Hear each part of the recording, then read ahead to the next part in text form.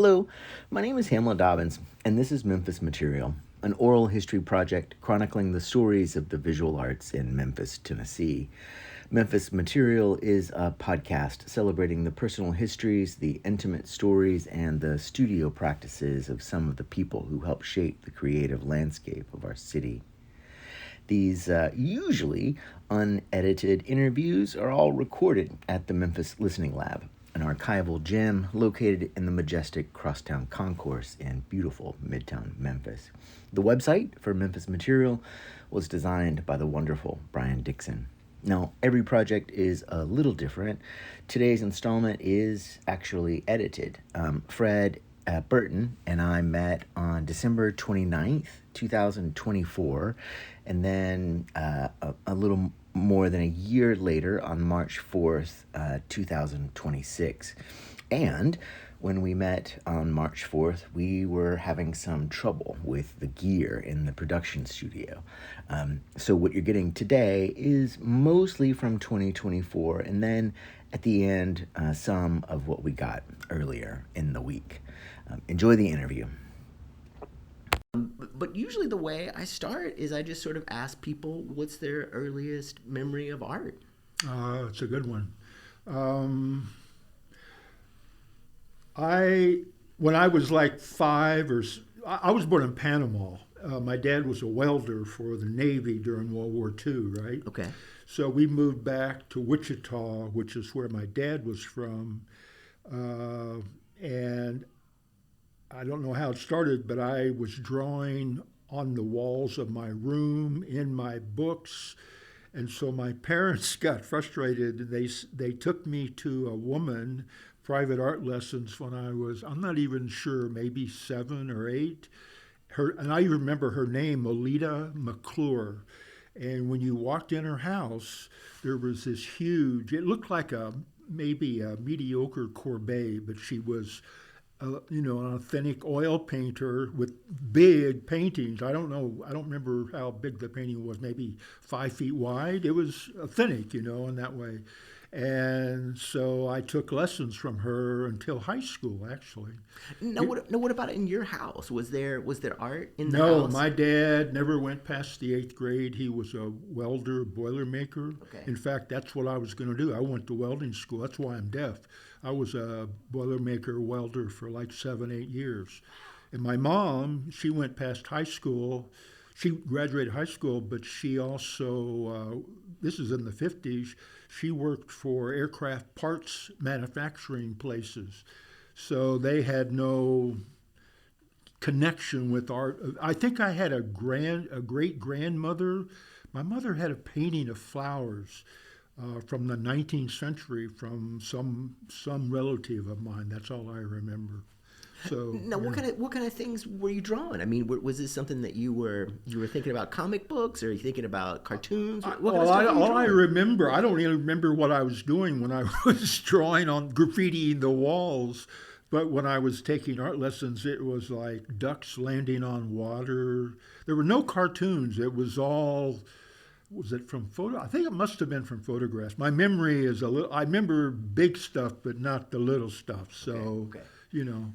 Now, thinking about that, so it sounds like you went straight from nothing to making like fine art kind of things. Like you were talking about Well, ducks landing on my waters and my attempt at whatever, I didn't even know what fine art was. right. But now, what kind of things were you working with? So you were saying you were taking Watercolor. these art lessons. Okay. Watercolor, crayons, graphite pencils. I think that must have been it. Now, obviously, this was something that your parents encouraged. They found this person to do this with you. Right. Well, they wanted me to stop screwing up the walls of my. I don't know if they were encouraging it or not, but that's what they were about. Now, would you have sketchbooks? Is this something that was something? I must have, but I don't remember. I really don't remember. Okay. So Okay. No, and again, all of this is in Wichita, and Wichita. I can't remember. Did you say you have siblings? No. Okay, you said you're an only child. OCS, only child syndrome. Yeah. Okay. There you go. Okay, that sounds There you good. go. So you were there in Wichita and you were taking these lessons, and you said you were going, that was taking you all the way through high school with these lessons. Now, what about in school? Was art something that was encouraged in The school? only thing I remember, I can remember her name, the high school art teacher. I don't remember, like grade school or anything else. I don't remember any art. I'm sure I must have, but I don't remember. But I do remember high school because the woman's name was Mrs. Goodwin. And the only thing I remember that I got from her was that you shouldn't use black. So it took me 30 years to be able to use black in my paintings. That's all I remember. So And then what about, like, so you were talking about being in school. Was high school sort of a decent experience for you? I think everybody kind of has a horrible experience in high school. no, it was all right. Yeah, high school was all right. I don't remember any bad. I don't have any bad memories of it. Well, I mean, one of the things that comes up a lot in these conversations is how high school in particular was a time when a lot of students or a lot of artists, people who would later become artists, would find their people, in No. the art room. Didn't happen. Didn't happen for I you. in fact, a month after I graduated high school, which was 1963, Okay. I went to welding school in Cleveland, Ohio, Lincoln Welding School in Cleveland, Ohio. And then when I came back, I worked as a welder, boilermaker. And the only thing that got me out of that, nobody that I knew in my family had ever gone to college, so I was the first. And I'm not even sure why I went to college. Uh, there's a parallel story, athletics, that probably is important because, when we moved back to Wichita, my parents lived on 904 North Custer, which was sort of the far west suburbs of Wichita. So the roads were still dirt, Okay. and there were lots of fields. So all the kids I hung out with, we did. It was kind of an interesting, fantastic. That I look back on it, childhood, growing up, because we made huge kites and we coated the string with what do you call that, liquid glass, and had kite fights, but they were really big. We dug pits and covered them over and had little like mazes.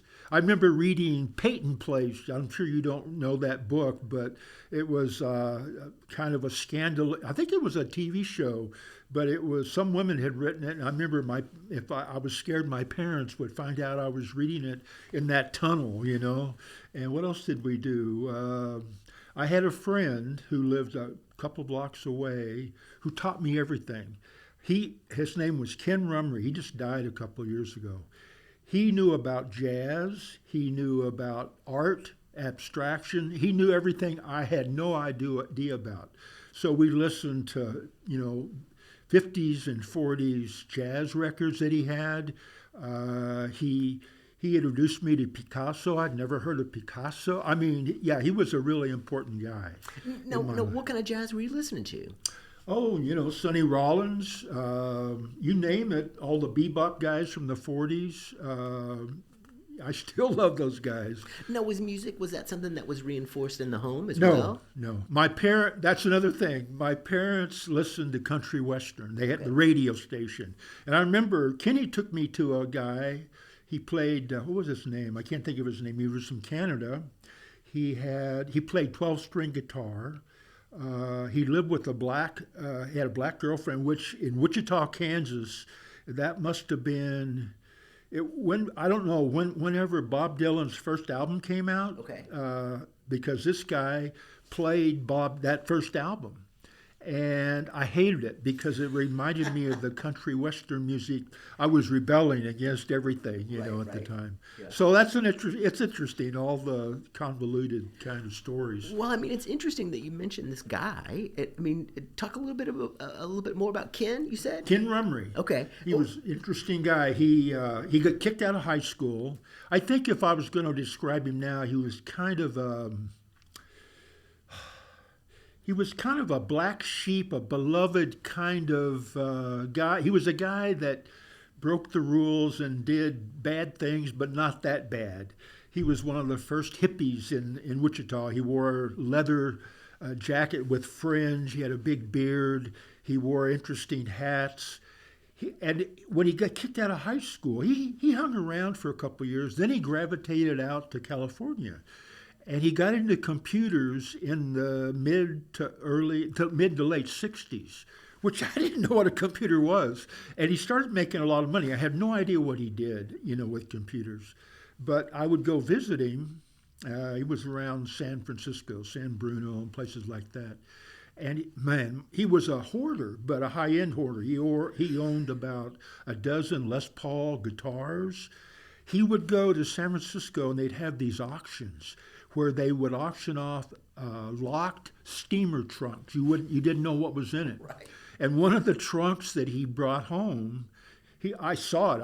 I visited him once, and he showed it to me. It was a big steamer trunk. It was full of diaries and newspaper clippings. It had belonged to a private detective. And I'm not sure about the story, but I think in the late 20s there had been some kind of socialist parade in San Francisco, and somebody got assassinated, and the wrong guy, well, this detective believed it was the wrong guy, got arrested. So he spent his entire free time, that's what the diaries and the newspaper clippings were about, trying to get this guy out of prison. And I don't know Ken said he was going to write a book about it, but he never did, Right. So I don't know whatever happened with that, but that's an interesting story as well. I love that story. Now, when you were saying that he introduced you to Picasso, I mean, that must have totally blown your mind. In what way? Did he have a book? Did he have postcards? He was a hoarder. Like I said, I saw him once. I was walking down the street in Wichita. He was going to go camping in Colorado.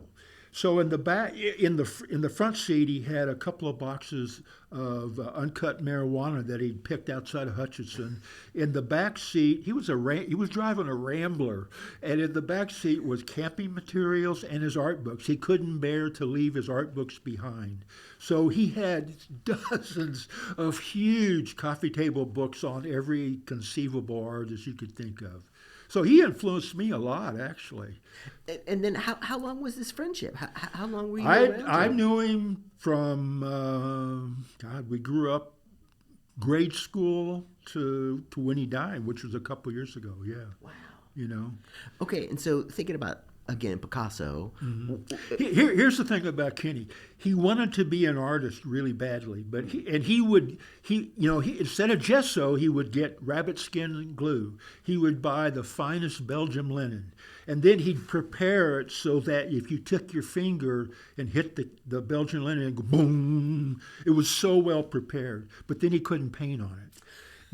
I don't know why or how, but at one point, I'm not even sure how many years later, decades later, he did a painting that looked like a Picasso from the 30s, surrealistic. But then he took it off the stretcher and used it as a rug, as a carpet. I don't know what was going through his mind, but it was interesting because I'd known him all these years and he could never even begin a painting. He would do all the preparation, but he couldn't go through with it. And then all of a sudden he did this one painting, which was actually pretty fantastic if I think about it.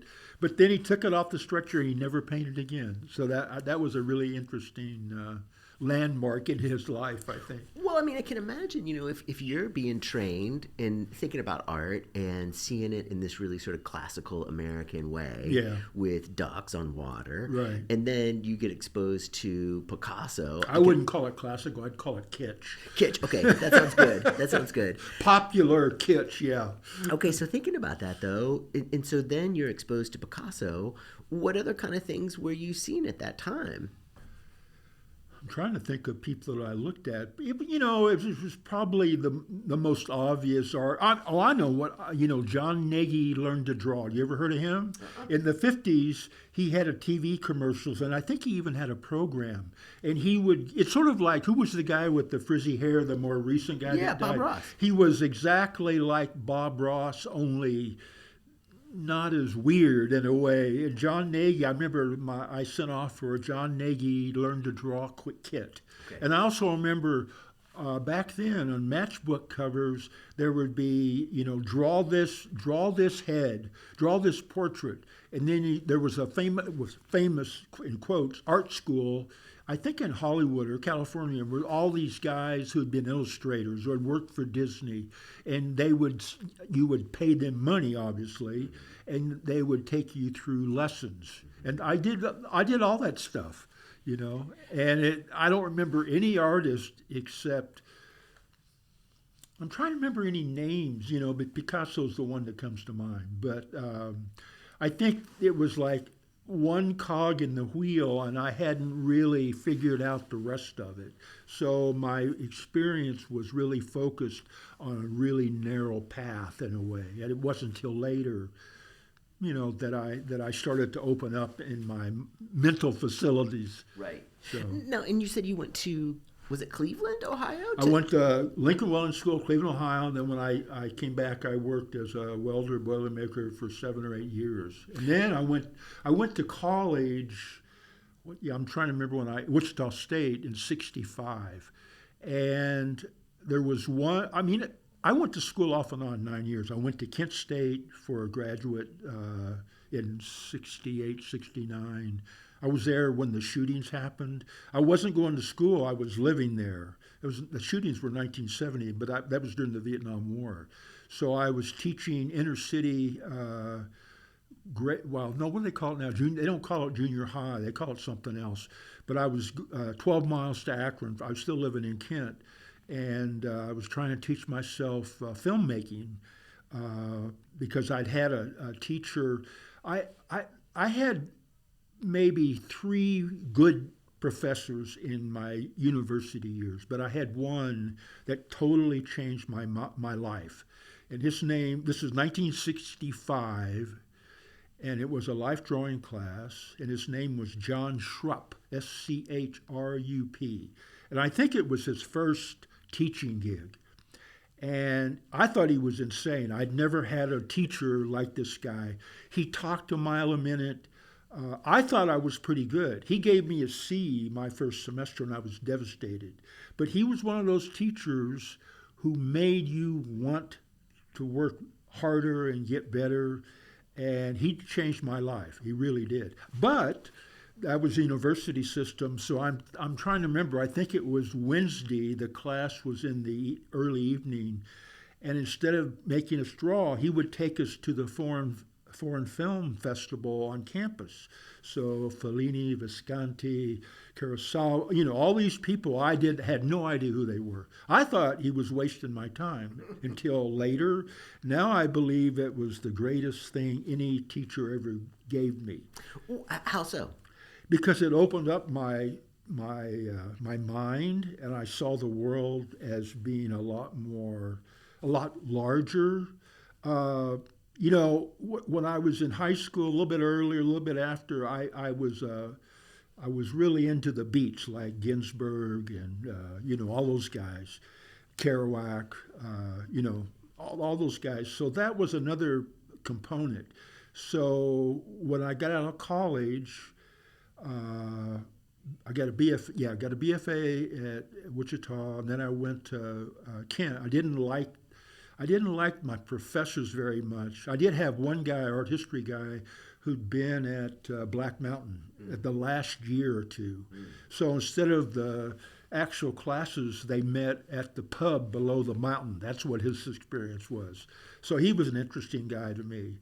But okay, hang on, Fred. You covered you've touched on a million things that I want to I'm telling you, I want to slow down and just sort of get to. Okay, so you were talking about going to boilermaker school. I did, and welding, and then how did you then make that transition to go back to school at Wichita State?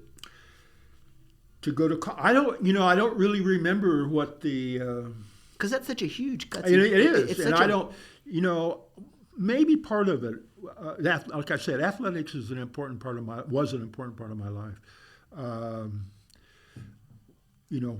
When I was growing up in Wichita, like I said, the kids I hung out with, we did all these different things. And one of the things that we did, we tried to pole vault. So we'd have 2x4s with nails, and we'd get a bamboo crossbar, and we'd land in sand, or I think we had mattresses, and we used like a pipe to pole vault with, and that was horrible. But in junior high, I pole vaulted. Then in high school, I got better. I think I went like 12.6, which high school kids now go 17, 18 feet, so it's a much different world.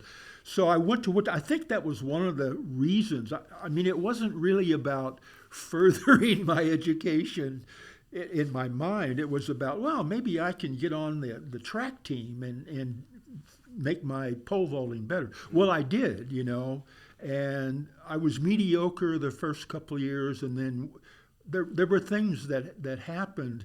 And so I started to catch on, and I think in '66 I improved 2 feet. I went from 14.6 to 16.6. So then I became world ranked. And then I started traveling. So wherever I would travel, if I went to Chicago or Toronto or California for big meets, I would always go to art museums. So that reinforced my mindset to a certain degree. Now, what about when you were in Cleveland? Not to backtrack too much, but Cleveland, I mean, it has... No, all I did was, I lived with a little Polish couple. Okay. The bed was too short. I'd wake up, it was an antique bed. I'd wake up in the morning. I think back then I was like, I'm probably shrinking. I don't know how tall I am now. Maybe 6'3", but I used to be 6'6". But I was probably 6'5" out of high school. And I'd wake up, my feet were tangled up in the back of the end of the bed. I'd take a shower in the basement, and the basement was like 5'8" tall, and I'd hit my head. I had no other life than that. I went to school. I came home. I'd go to a Pizza Hut or wherever. I walked everywhere. That was it. There was no culture. There was no anything. Because Cleveland, I mean, it has that terrific museum that's been there forever, and all that Carnegie money, or whoever it is. I didn't know enough to even know there was a museum there. Okay. I mean, it was totally limited. But then we fast forward to you traveling with track and field and going to these different museums. That must have been totally, like you said, sort of expansive and mind-blowing. Are there some things that you remember in particular about those? I remember there was an El Greco in Chicago Art Institute that I used to go and just sit. I think it was a huge. I don't know if it was an altarpiece or not, but it was a huge painting. And I remember just the smell in the little gallery, because it was in a little gallery. But I'd just sit there for like an hour and just look at it. Now, I mean, El Greco is kind of one of those people, kind of like Caravaggio, where everybody will be like, "I love him," but everybody will love him for a different reason. Right. What was it you think? Distortion, and the dynamics of the compositions, and there's a spirituality. Although I don't think I really thought about that at that time, but there were a lot of reasons I really liked that painting. So now thinking about lots of different reasons to like lots of different things. You mentioned the beats. What was it that drew you to the beats in particular? I think that was an intuitive thing. Truman Capote said Kerouac was a typist, not a writer, which is probably true. But when you're in high school and you read that stuff, it is interesting and exciting.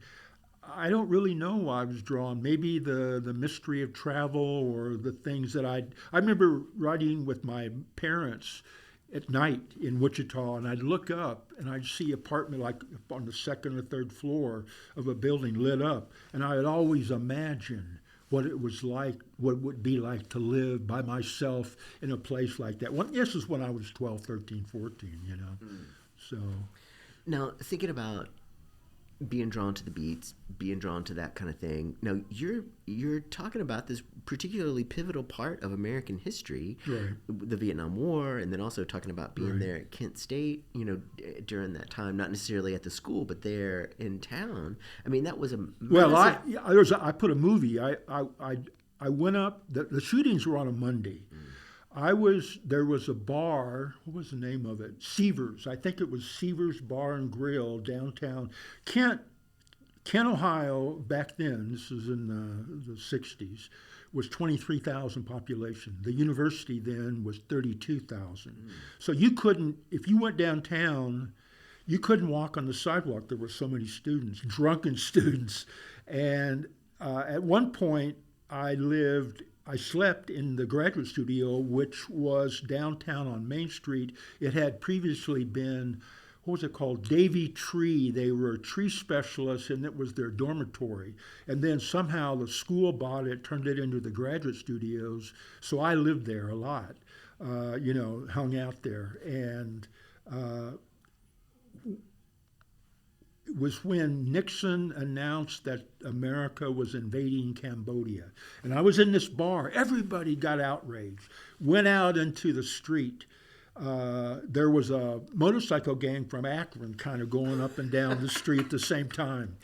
Somebody built a bonfire in the middle of Main Street. Some old couple, I remember these are like, de Kooning. I love de Kooning. I saw his retrospective, but he coined this phrase, I'm a slipping glimpser. So I use the term slipping glimpses, things that I remember that are offshoots of the main action, probably. But I remember this old couple driving a car. They just got cut up. They weren't there to do anything. They were freaked out. I could see on their faces. And people started banging on their car as they were like inching through, not to hit anybody. And finally they got away. And then everybody started marching down to the university. This was like what would have been Saturday night. There happened to be at the intersection there was the campus, and then on the other side was like hot dog stands and a bookstore, all this stuff. And there happened to be a guy from the city trying to repair a light. He had like a 25-foot ladder, and he was up on this ladder in the middle of the street, and some car was trying to get away from the students because the cops had showed up with tear gas. And this car hit the ladder, knocked it out. This guy was hanging there. And they had to call the fire truck. And that's what sort of made everything fade out, because up to that point, the students were on one side throwing rocks at the cops. The cops were shooting tear gas at the students, so it was back and forth. And that was the thing. That was the one thing that happened that dissipated everything, So it was a very interesting time. But I went up on campus on Sunday. And just shot. I was trying to teach myself. I never edited it, but it's on YouTube. I put it on YouTube a long time ago. But it's the day before the shootings. So the only special effects I had was slow motion. I think I had a Super 8 Baloo camera. That's what I bought at a pawn shop or something. Well, I mean, it's interesting. Here we are in 2024. You're older, and I'm really old. But obviously, like you're a very thoughtful person in terms of being an artist and in terms of being an educator. What do you think? Like that must have been. Being there at that particular time must have impacted you in tremendous ways. Thinking about it now, with the hindsight of history, what do you think? Like, how do you think that impacted your place in the world? I wouldn't go that far. I'd say I was more of a participant because I wasn't going to school. I did know, in the film that I made, or the outtakes that I made, I knew a lot of the people there in the film. And, that was the kind of burgeoning hippie days. So I always thought of myself during those days as a participant, not a cog in the wheel, and it was interesting because there was a friction between older adults and college-age students because let's face it, the 60s were a time of turmoil, assassinations, all that stuff. So I think it took me several years to kind of regurgitate in my own mind what really had happened and how I fit in. But I don't see myself as anything important in that. It was just, and I'm trying to figure out how it affected me. Probably just, it sort of fit in with my idea of after reading the Beats and what the world was or could be or might be, and I thought there was a lot of levels to it, and there was friction between. I didn't bring it up very much around my parents because I knew they were pretty conservative in that way. So it was just a kind of an offshoot of living, basically, without any huge important. I thought it was important, but not because of me, because of how it affected the changes in American policy and politics and all that. Yeah. Well, now just to back up again, just a little bit. So you finished at Wichita State with the BFA, right? And then so here is another huge shift. So here you are, the first generation to go to college, and you've decided to get a degree in art. Right. And so, how did your parents respond to that? I mean, my parents, it was interesting. My parents were rather understanding. Basically, my father had never gone through the 8th grade. He expected me to take over his business. He was a workaholic. He worked 7 days a week. He worked me harder. But if you're a boilermaker, and what you do, and my dad had contracts with all these companies, either dry cleaning places, or I think he had a contract with Boeing Aircraft, Cessna. So some of the boilers were huge, and I'd get in to the boiler. You have to reflue the boiler. The flues are pipes, and they're various diameters. So I'd have a cutting torch and a chisel and a big ball peen hammer. I knew nothing about, I didn't, my dad was all bent over like I am now, and he was deaf. I didn't think about that. So I'm all bent over and I'm deaf now. So, it's like the generational passing of the torch, basically. Now, did you know when you went into school that you were going to be an art major? No. Or did you go in with something else in mind? No, I didn't. I took art automatically. That's all I knew. There was one professor that I almost changed my major. What was his name? Dr. Holmes, and he was a cultural anthropologist. And the class I was in was like over 200 students.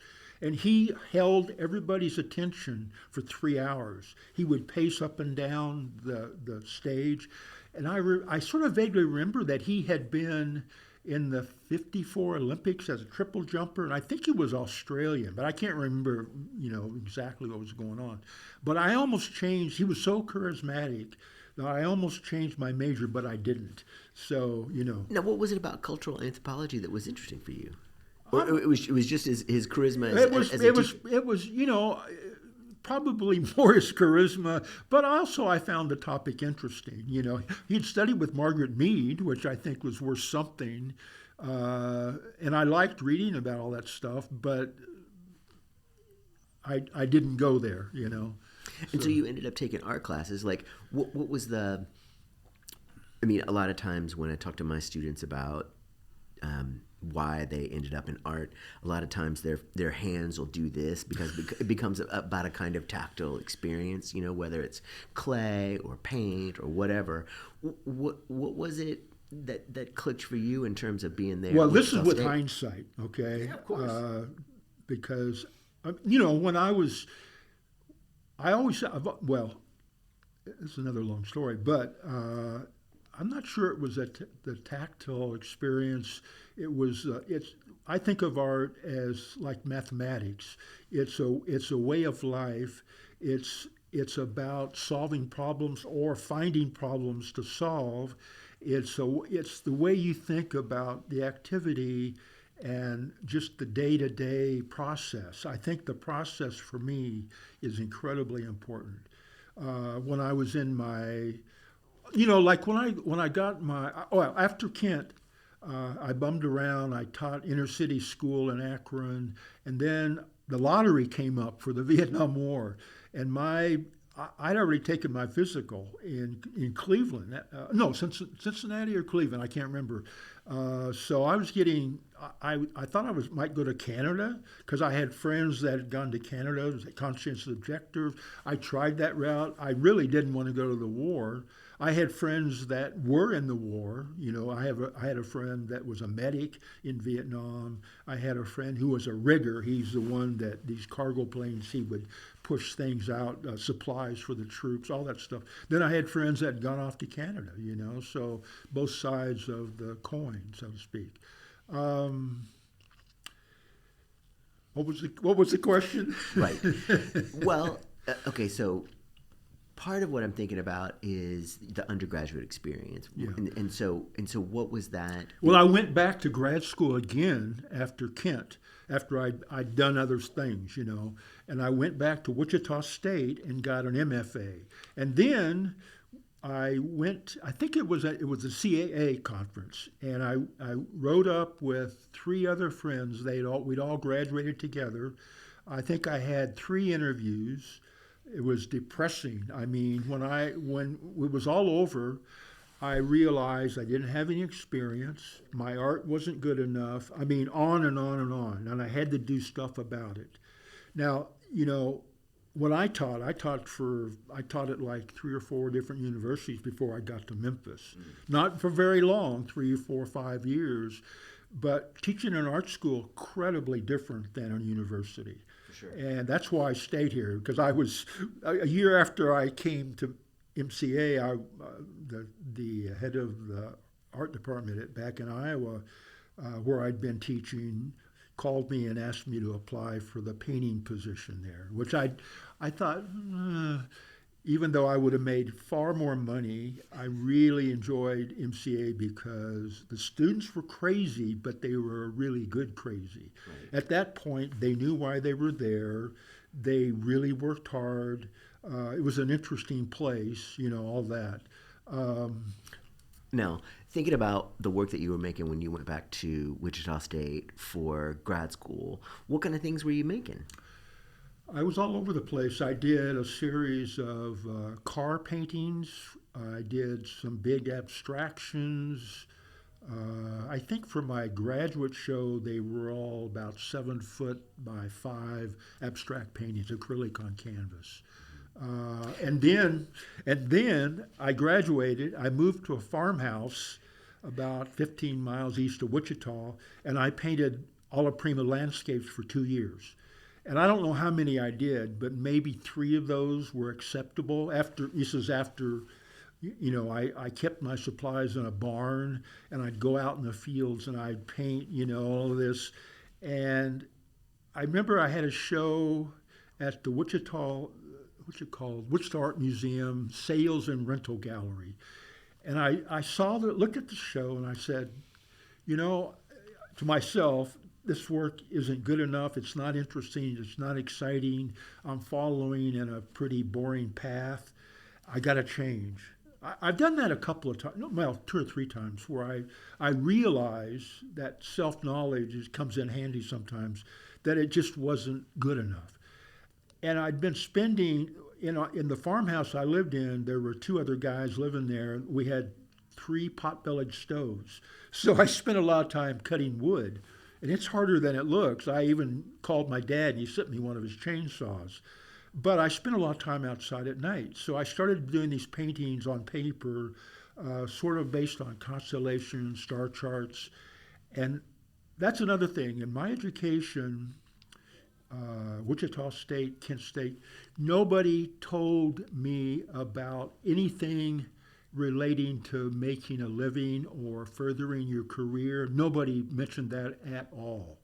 I came across, I think it was American Artists maybe. It was a list of art residencies. And I know you've been to some. I had no idea they existed. So with the new work that I was doing, and you took slides and you did all that stuff, I started getting into residencies. I had done several in Kansas. Like I'd go to schools, and it was kind of a rigorous application process as well. So I remember in Manhattan, Kansas, I was there for 2 or 3 weeks, and they were like junior high school kids. We painted 9 murals in 3 weeks, stuff like that. But then I got in. Edward Albee had a foundation in Montauk. So that was the first one real one I got into. I had traded a painting for a Rambler, and I bought like 3 or 4 or 5 retreaded tires. I drove from Wichita to Montauk. I slept. The car had reclining seats, so I slept in the car. Big, parking lots, whatever, malls or something like that. And it took me 3 days to get to Montauk. And that was incredibly interesting experience. I had dinner with Albee like maybe 3 times. He lived there in the summer. Went body surfing and all these things. And I did about 40, 50 paintings on paper. Now, how long was the residency?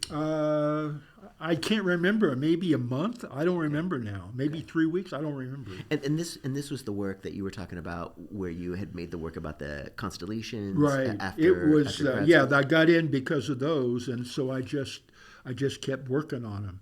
And then the second one I got into this is the pivotal one. It was called the Michel Caroly Foundation in Vence, France. This was 1977. And I applied, not knowing how I would get money or anything to go. I got in, and I had applied for the summer, and the secretary to the Countess Caroly, her husband was the first president of Hungary, 1919. Got kicked out by the communists. They finally landed in Vence, and I think he died in 55 or something. And when I met her, when I knew her there, she was in her early 80s. And she was also known as the Red Countess because I don't know if you remember the Bader Meinhof gang. Mm-hmm. She was a fan. So she was a very interesting woman. She invited me up. When I first got there, she invited me to her. She lived in an old farmhouse. And so she invited me up and gave me caviar, which I'd never had before and wasn't a fan of. But this was her living room, I remember, there were these expressionistic paintings. They were Hungarian or Czech or wherever, very good paintings. It was another eye-opening, mind-expanding. It was a very small place, like seven people at a time. But when I was there, I was in 77, 78, and I went back in 81. And there were Australians, there were Japanese, there were Canadians, there were Germans. Who else? There was a guy who was Yugoslavian, Arpad Kinka, who was a painter from Australia. There were all these people, fantastic, So that was another. I prefer to places like that, which are not, I think the last residency I went to was the Vermont Studio. I didn't like it at all. It was like, you go eat meals at a certain time. There's 40 people. I didn't really particularly. I've been to a lot of different places. Altos de Gijón in Dominican Republic, which was a replica of an Italian village in the middle of a Spanish-speaking country. And it had been built by the head of Gulf and Western, which was bought out. That was a very strange. The first, I think I was in a group that were the second group to show up there that were invited. The first group were all these neo-expressionists from Berlin who were that was horrible. I mean, they really did not follow any rules, and they behaved really badly. And my group was much more serene in that way. So places like that I really am interested in. So just to back up a little bit, so you were talking about that first residency that you had in Montauk. Montauk, yeah. And then you were saying that you got to meet with Edward Albee. Oh, I didn't meet with. I mean, you had dinner with him. He was there. I mean, yeah. And he invited. I'm trying to remember how many people. I was the only painter at that point. That was in '75, maybe. Okay. I can't. But I was the only painter. Everybody else was a writer. And so it was a horse barn for I think from the 20s or 30s there was a big mansion, and it's called the. There's a long name, and then you just most people just call it Edward Albee Foundation, and the place where the artists lived, the writers, called the barn, and it was a horse barn. So half of it were small bedrooms with a communal kitchen, and then the other half were a big studio space. But I was the only painter. Everybody else was a writer. So and does that work pretty well for you? I mean, I know different residencies can have different dynamics and different makeups. Was being around writers? Yeah, it was great. Okay. It was great. Yeah. You could go into town and buy food on the bill. They charge it to the foundation. And I was there maybe 2 or 3 weeks. I think maybe a month. I don't remember now. Yeah. Now, you were talking about teaching. How was it that you thought about becoming a teacher? I mean, was it just sort of a logical extension of getting the MFA? Logic in the sense that I had no concept of making a living as an artist. I knew that was going to be impossible or near impossible. So I tried, and I got rejected a lot.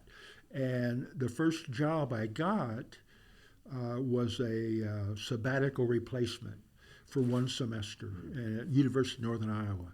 And I did a really good job, so I was invited back. And I think I always forget I think I taught there anywhere. I can't remember if it was 3.5, 4, 5 years, something like that. I taught in Radford, Virginia, very briefly, University of Northern Iowa. The first teaching job full-time was in Wichita Falls, Texas, a real hellhole. Midwestern State University. Now, and you were saying, so thinking again about this idea of teaching, how did you, was there something where when you came in, there had been some conversation about pedagogy, or was it one of those things where they were just like, what do you mean when you came in? What do you mean by that? Well, like when you come to an institution, now, was it one of those things where they just kind of said, well, here's your classes, go ahead and teach them? Funny you say that, because when I went to Kent State, I had a TA. I went to a meeting the morning that classes, it was a quarter system at Kent. And I went to a meeting and they said, you're going to be teaching 39 or 45 something architectural students life drawing. They didn't give me a sample syllabus. They gave me no parameters. All I had, luckily, I had a syllabus from one of my ex-professors at Wichita State, a guy named John Fincher, who was a really good teacher. So then I realized the students just assumed I knew more than they did, which I did, but I'd never uttered a word in the classroom except to ask questions. So that was a huge transition. Yeah. Now, you were talking about this teacher, Fincher, being a really good teacher. Yeah. In your brain, what was it that made him a good teacher? He wasn't like Schrupp. Schrupp was and Schrupp was only at Wichita State maybe a year before he left. Fincher was there. Fincher was there for many years, and I think at one point he worked his way up to head of department, and then he hated it, and he retired. He quit, and he moved to Santa Fe and worked and lived as an artist. I don't think he taught there at all. But Fincher was articulate. He was clear. His instructions, and he'd work on your drawings. I mean, and he taught painting as well. He was all the things I think that a teacher should start with, in terms of just getting information across. So that's why I thought he was a really good teacher. So. And so obviously this is something that you're taking into your practice as a teacher. How did you think about yourself as a teacher when you first started? Like you were saying, you were stuck with these architect kids, and you were going to teach them life drawing. Yeah, when I was in Iowa, they gave, I think I did teach life drawing towards the end, but they gave me these foundation classes, and one of them was like a hybrid. I think it was called Visual World, and it was for non-art majors. Okay. So my whole practice was for trying not to make myself bored.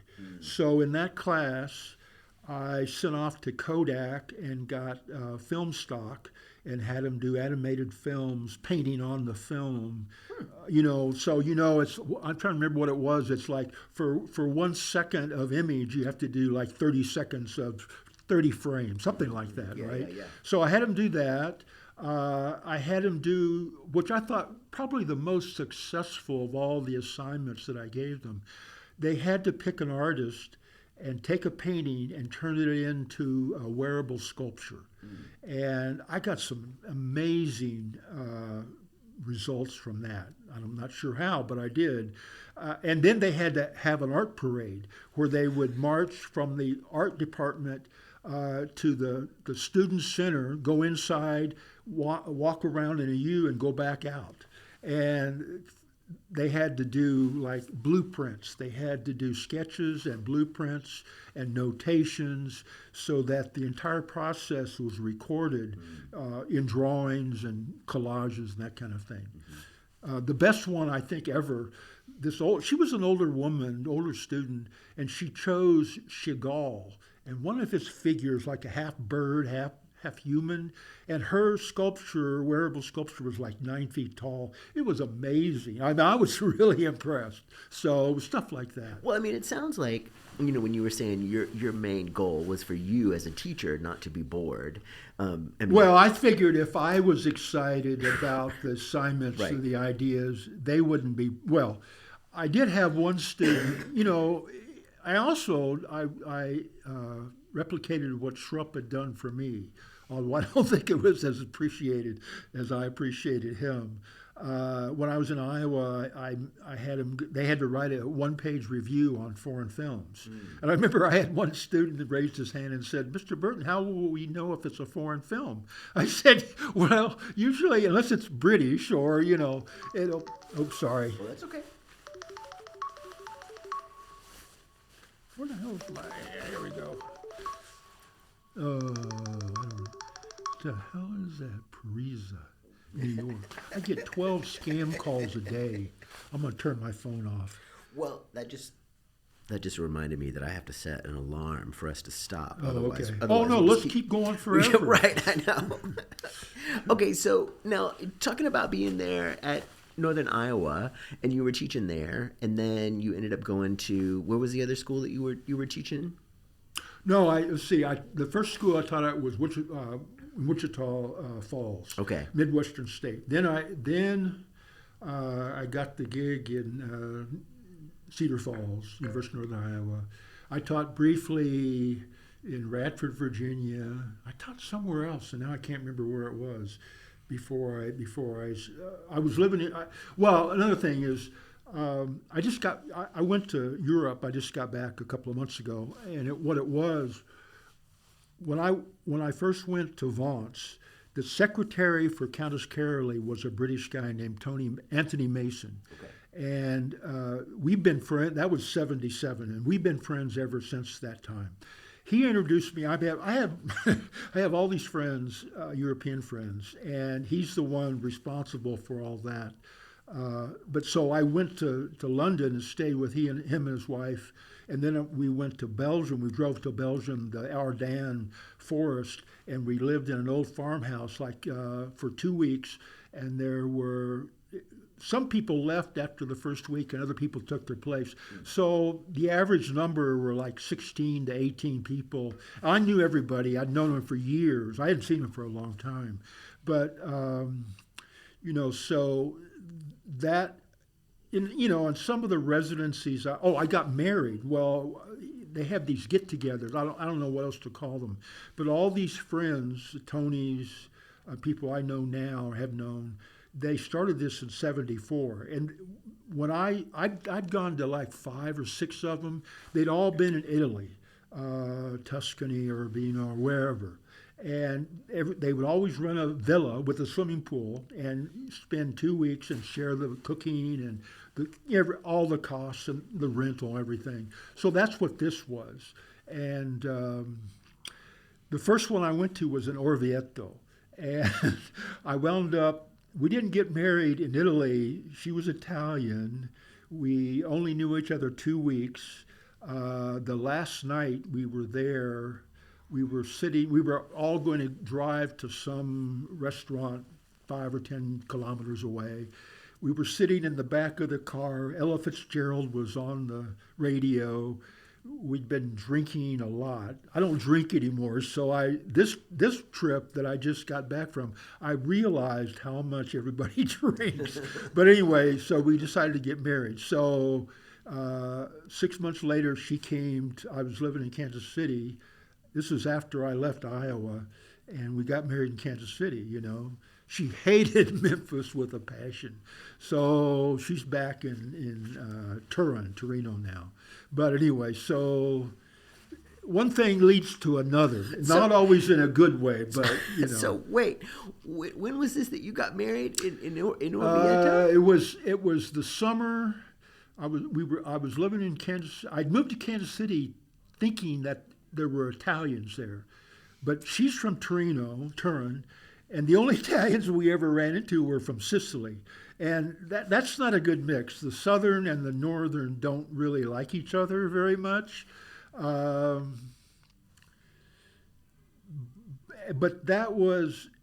I came to Memphis in '87, and that was the summer, must have been the summer of '87, I think. So.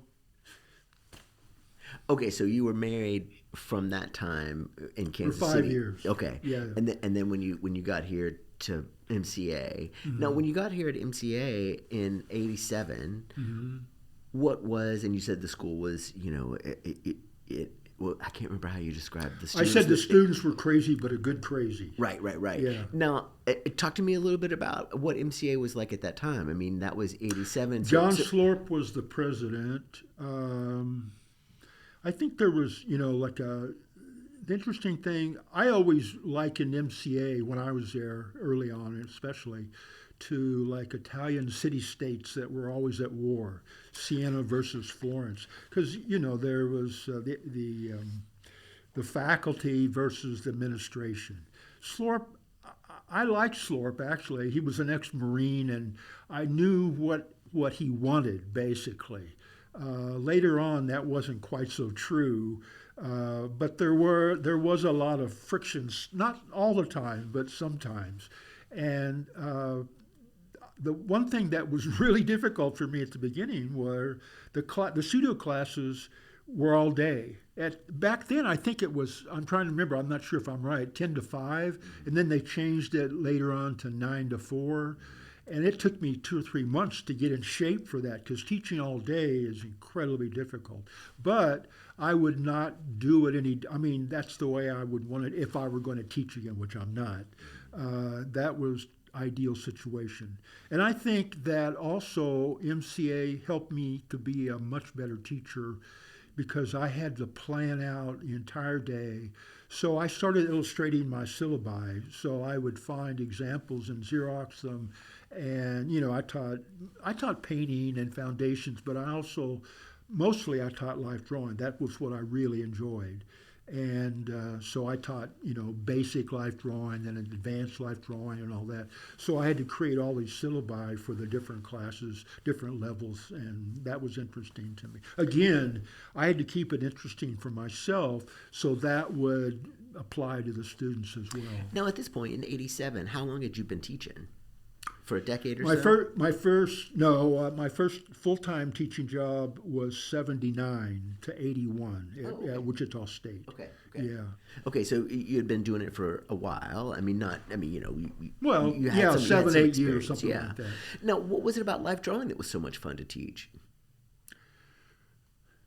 It's more of a, I would draw on the students' drawings. I took them through. I didn't really get the stuff that I taught the students at MCA. Planar development and line quality. And when I remember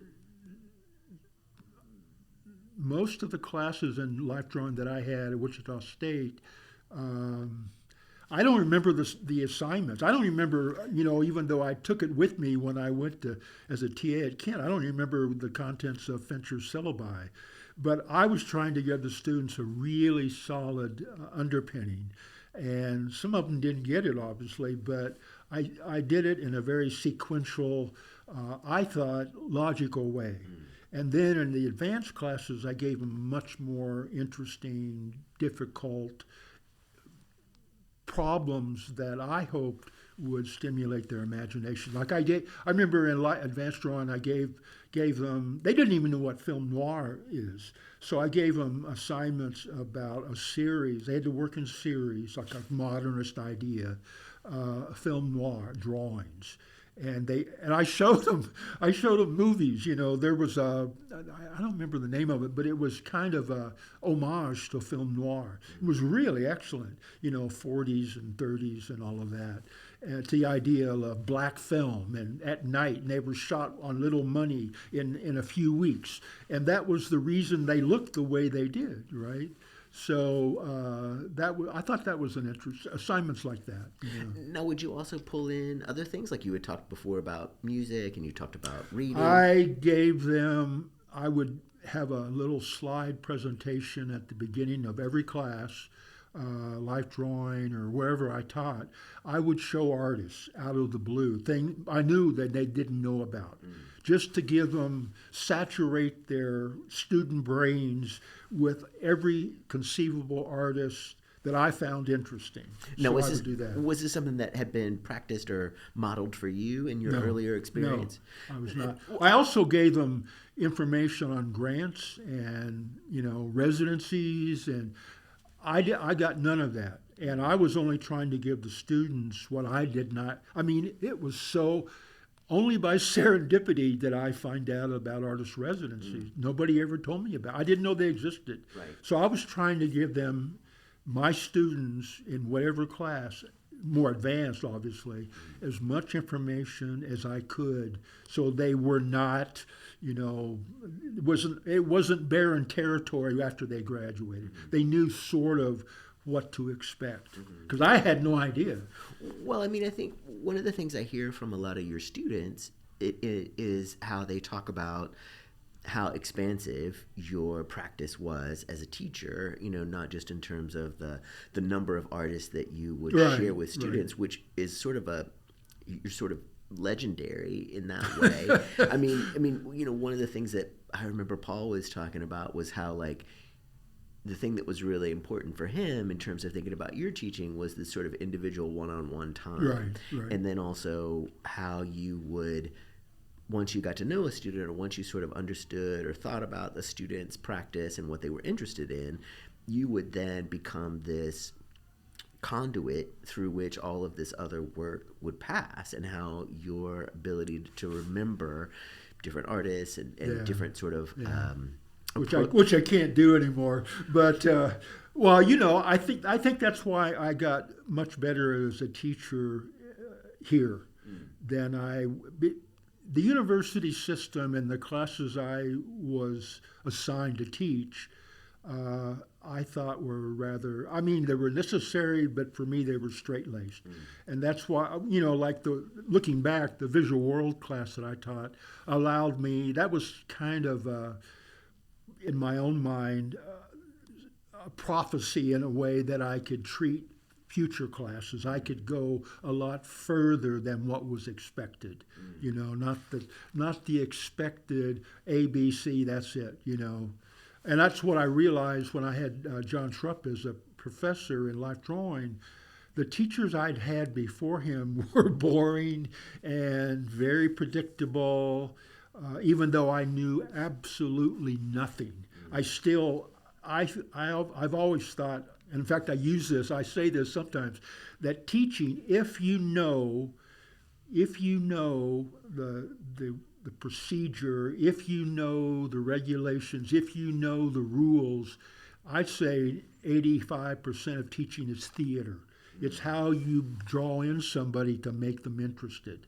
If they're interested and they genuinely want to do this, they will take it further. You know, they will go as far as possible. And I didn't get that. I didn't realize that until I had Schrupp. Schrupp is the one that opened up. He made me realize I wasn't that good. He made me realize I wanted to work harder. He made me realize how hard it was to get to where you want to be, you know. So that's all I was trying to do here, basically. And that, you know, another place gave me that permission.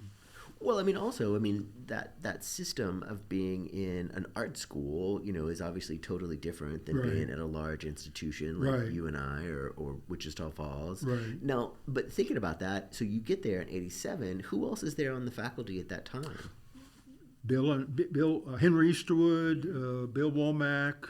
I love Bill Womack. Remy Miller came in '87 as well. Okay. Dolph Smith, uh, all the Vita Reed. I mean, she went to school there in the '50s. I think she taught there 40 some years. I'm guessing. I mean, all the old timers basically. No, for Elvis Key was there. Right. Now, Right. for me, one of the things I really love about teaching is the energy that comes from my colleagues, Mm-hmm. and then also to be able to go every once in a while and sort of sit in on their classes and watch them teach. I mean, you mentioned some Memphis royalty there in terms of thinking about Burton Callicut. right. Well, I mean, let's just go. He was. I mean, Burton Callicut, as far as I remember, was one of the original teachers in the, I don't remember when it began, 30 something MCA. And, he came back, I think, because somebody didn't show up, like a TA or somebody scheduled to teach, never showed up. So they asked Burton to come back. I love Burton. He was great. But now what, so in the same way that El Greco is great and the beats are great, and Well, nobody knows about him now. I'm sure. I'm not sure about El Greco, but I doubt anybody of this generation knows who Jack Kerouac was. Well, yeah, but thinking about Calicut, what was it that you think made Calicut such a good teacher slash artist slash person? You know, there. I went. What show was it? It was a show. Was it at the Dixon or was it the Brooks? It was a show about Southern painting. And I'd seen the painting before that Burton had done. It was like 1930s kind of, sort of, it wasn't Thomas Hart, those kind of guys from the 30s. And he was really good at it. And then he became more mystical and what was he interested in? It wasn't a religion, but it was like rainbows and meditation. So his work followed the same arc basically as Mondrian or Kandinsky, went from very, very regional realism, really well done, to these abstractions, metaphysical, symbolic abstractions. So, and I always thought I remember Remy and I were having coffee with him one morning, and he said, "Oh, I really got a temper." I never saw him get angry once, ever. He was just a very patient, knowledgeable individual, very likable, really nice guy. I loved him. He was a great guy, Like Bill Womack. Bill Womack had a sense of humor. He was another one, and he'd learned everything from Burton Callicut, calligraphy and everything else, So, And I mean, one of the things for me that was so interesting about MCA at that time was that it was so wide-ranging in terms of the things that they offered. And so, you were talking about Bill Womack, and then you were talking about Calicut, and Right. then Vita was there. Yeah. And one of the reasons why I do as many interviews as I do is because Vita, I think, is a wealth of information, Right. but you're not going to get it from Vita. Right, and right, so, right. and so, one of the things I'm interested in, and I've talked to several of Vita's students, as a result of sort of thinking about a way to fill out or round out our understanding of Vita. What do you think it was that made Vita such a great teacher? Well, I just think, her knowledge and experience, and I'm trying to think of one thing, because I think, just like Burton, I think it was many things that fused together, and she was a listener. Ram Dass said something once that I've never forgotten. He said, "If you learn to listen, everybody becomes your teacher." which I think is very true. I'm not really good at it, but I like the idea. And I think that she was a listener. She could listen to somebody individually and take their problems or their questions or whatever they were quizzical about and fulfill what they needed, you know. And that just came from teaching for a long time. Right. And, you know. So, okay, so just to backtrack a little bit, so we're thinking about the different people who were there at MCA when you came there in '87. So Vida and Burton was there every once in a while, filling in for a TA that didn't show up. Right. And then who was teaching sculpture at that time? You know, I flew down from Kansas City for an interview. Yep. And J.D. Kelly drove me around. He was another faculty member. And he kind of prepped me for what to expect. And I gave a slideshow, student work, my work, in the big auditorium. And Slorp sat all the way back. And then as I was giving the presentation, he started moving up. And J.D. Kelly afterwards said, I think that was a good sign. And I think Slorp especially, was far more interested in my student work. And I don't have no memory of what I had, the slides I had. I don't remember now. Probably a combination of foundations and life drawing. But then Bob Reisling took me around. And then I came down. I think I had dinner with Henry, or it was either Henry. I think it was Henry Easterwood in. I had dinner, and then I had the job. They told me that I had the job because I was gone. I'd gotten married, been to Europe. I was living in Kansas City, and a friend of mine from Cedar Falls called me. He was collecting my mail, and he said, you might be interested in this. You're one of the top 3 candidates for this job in Memphis. I had no memory of applying. I didn't know what I applied for. So when I flew down for the interview, I didn't even know what I was interviewing for. I mean, so I got the job anyway. So you came to Memphis in '87. Right. And so obviously the school, you know, when you come to an institution, you know, you're really sort of thinking about the school itself. But what about the city? What kind of things were happening in the city in terms of art? I used to go to a lot of gallery openings. Mm-hmm. There used to be a place, now I can't remember the name of it, down on South Main. Sure, Memphis Center for Contemporary Art. Right, mm-hmm. Right. I used to go down there a lot. And what were the galleries? She had a gallery in Overton Square, and then she moved out east. And then she retired, and some other woman took over the gallery. I showed with her for a while. It was interesting because I sold a lot for 2 years, I sold a lot of work, but then it all dried up because everybody in town who was a collector had my work, you know. So it was that kind of reality that set in at the point. But now, I mean, I think for me, one of the things that's interesting about these interviews is hearing, not just in terms of like how, because you're coming in as an outsider, you know, when you come in '87, right. You know, you're totally from away, and then you were talking about. I'd been to Memphis once in '64, maybe '64 for a track meet from Wichita. Like 4 or 5 cars we had driven down. It was like 600 miles. We got to Memphis. The new bridge hadn't been built yet, right. So we came in across the old bridge. I remember everybody looking out the windows. It was April.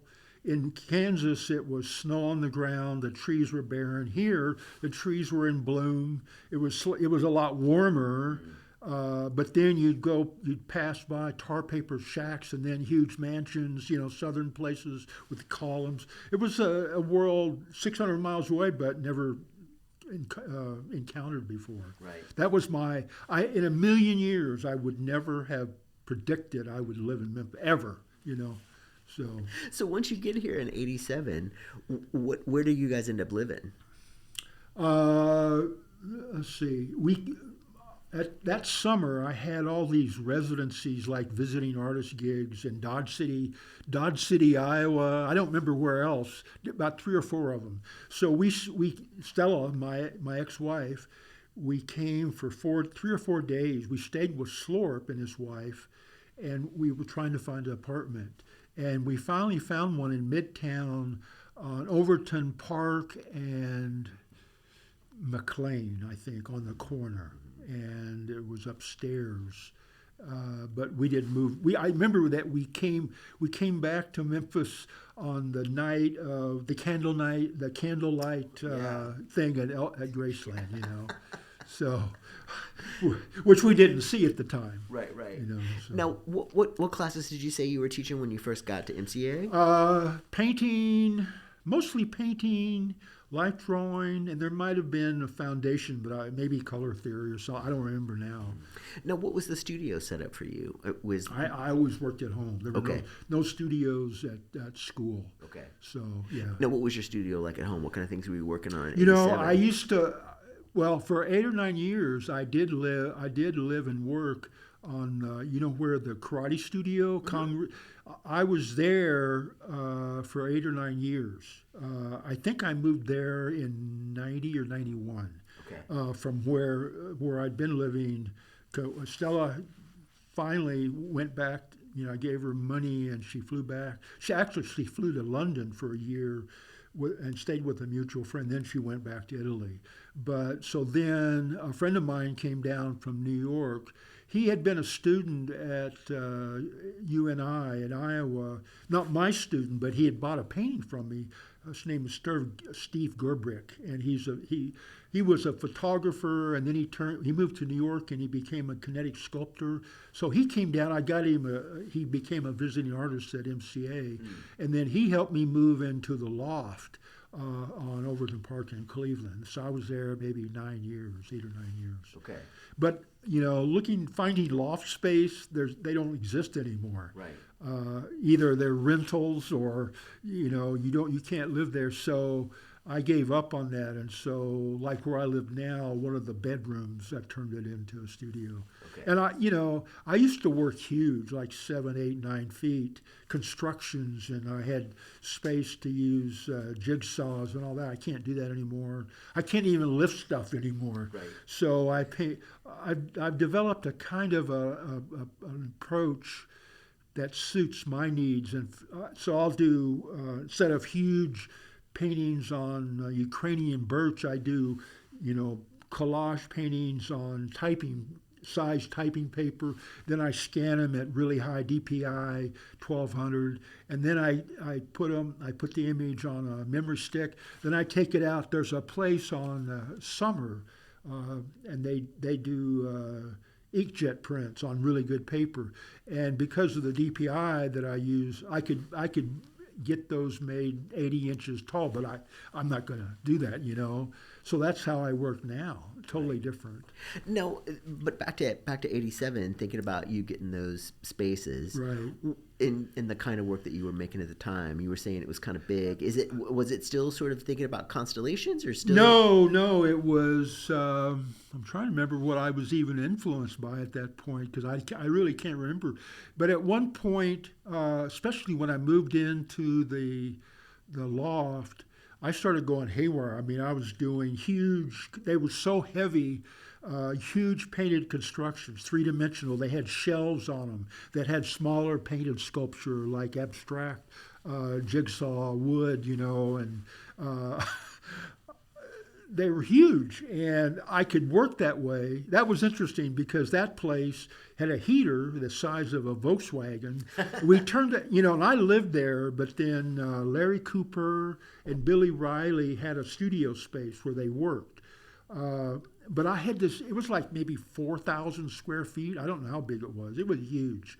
And I had the bedroom, there's a interior room that faces west, long, maybe it's 50 feet long and maybe 25 feet wide, so it was carpeted. I saw a photograph once of Ken Reed with Elvis kneeling on this purple carpet. That was still there when I was there, It was very interesting. And then when I think his son reopened the karate studio, because when I was there, I think somebody told me it had been a hairdressing salon. It had been all these different things, and then it went back. It's gone back to the original, content, Right. so to speak. And so you were talking about those big constructions and those pieces. Right. What kind of things were you thinking about in terms of the work? Was it Lord mostly... knows. I'm trying to remember I don't even remember what I was influenced by. I was just trying to expand what I get to a point, where I'll do, like, for instance, I did the dots or variations of the dots for many years, actually. And I still use them sometimes. But I went from, the dots to the constructions, which was a huge leap. And I remember there was one hanging at school, and it was so heavy, it fell onto like a cabinet or something and really did a lot of damage. So I learned, I tried to lighten the load a little bit, but I just couldn't do it. I was just, they were clunky and odd shapes and, I'd say, maybe I did 50 or 60 and maybe a couple were any good, or interesting at least.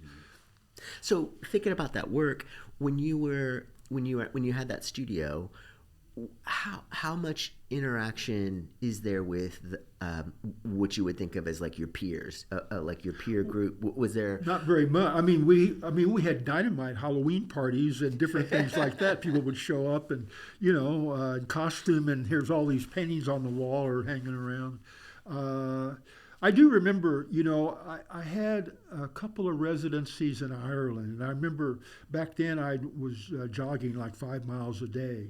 So the first residency was Anna-McCarrig, the Bog of the Red-Headed Men, and it was the Tyrone Guthrie Center, and it was halfway between Belfast and Dublin. And I remember when I would run every day, there would be, I guess they call them Irish hares. And most of my work, even though it's highly filtered, is based on memory and things I've seen or experienced. Okay. They're not, even the abstractions are not completely abstract, but you have to know what to look for, basically. So I remember doing a lot of rabbit hair. I hate the word rabbit. To me, they were hares. In fact, I even had a dream once. When I got to Memphis, MCA, a lot of the students were into tattoos, heavily into tattoos, and some of them opened tattoo parlors. And I remember having a dream of the Irish hares I saw in Ireland and the students, and I did a whole series of woodcuts, big woodcuts of tattooed Irish hares. That's what I called them. So they used Maori tattoos on a rabbit's face, basically. So it was stuff like that. Okay. All right, so hang on. So you were saying, for the most part, though, your practice was sort of solitary. I mean, there was some overlap with other people when you would do the residencies, but Right. when you were here in Memphis, for the most part, you were sort of on your own. Yeah, only child. I think I'm very used to being alone, and I really enjoy it. So Right. I think that's logical. Well, I mean, one thing for me too, as a person in the city and someone who's been here for a long time, I'm always curious about how the city affects or impacts a person's work. And so, we'll make a hire, I worked at Rhodes for a long time or at U of M, and I'm always curious about how the city would impact or affect their work. Yeah. Do you think it affected your work in any way?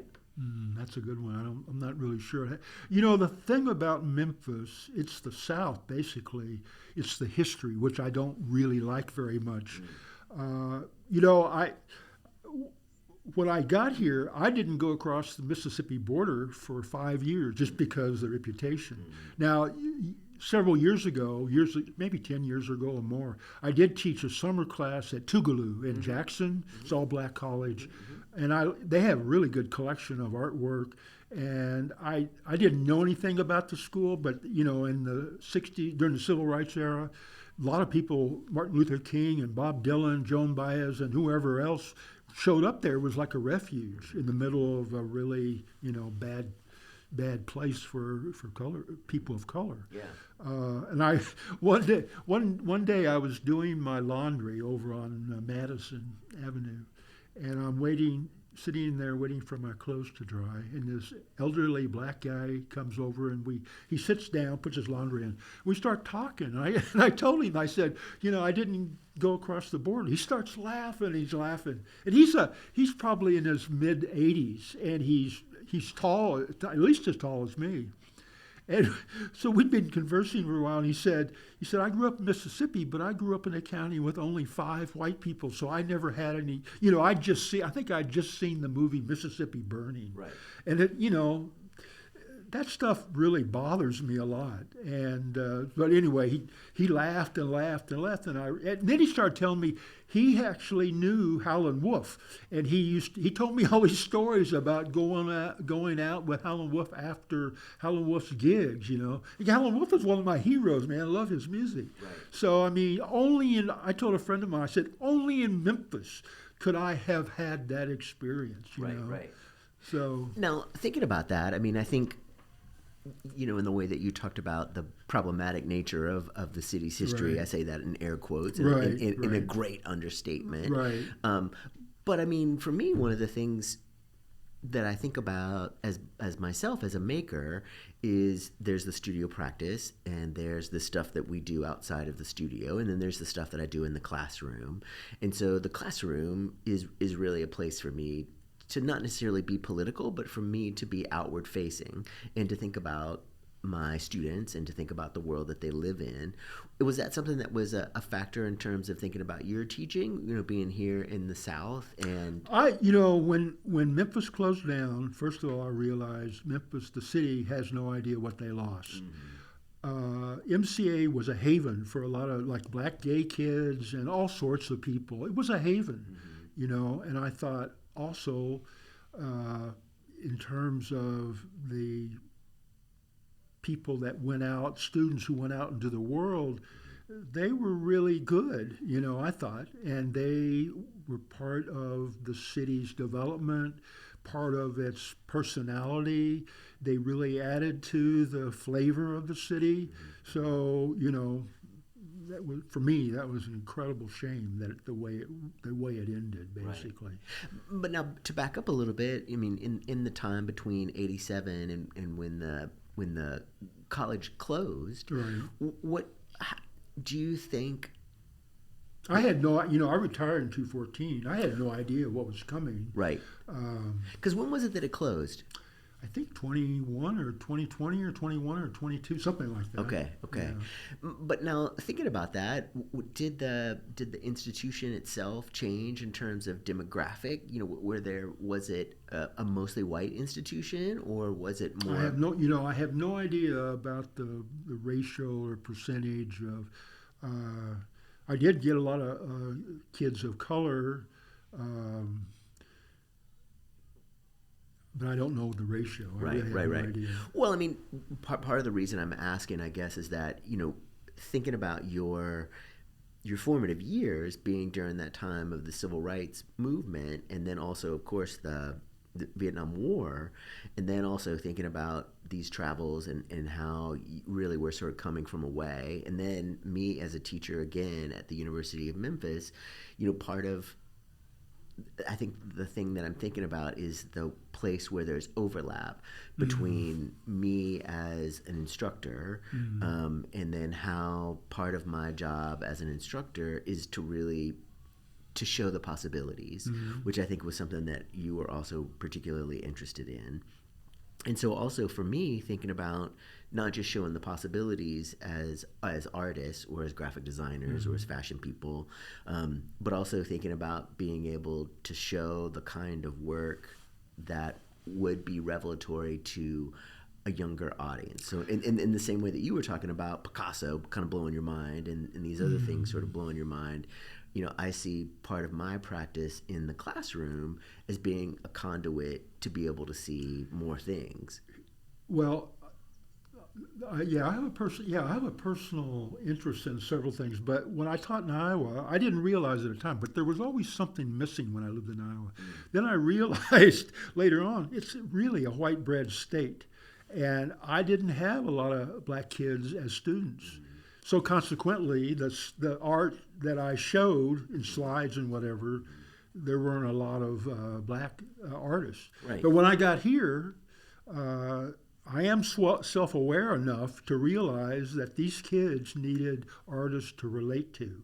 So I tripled my effort in terms of, that's one thing that I did that happened after I retired.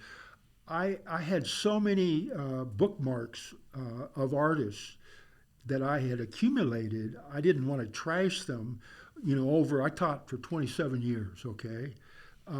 So what I did, this is the initial beginning. I started putting artists on my Facebook page. I'm not going to put babies. I'm not going to put all that stuff. So what I do, I just settled on an odd number, 15.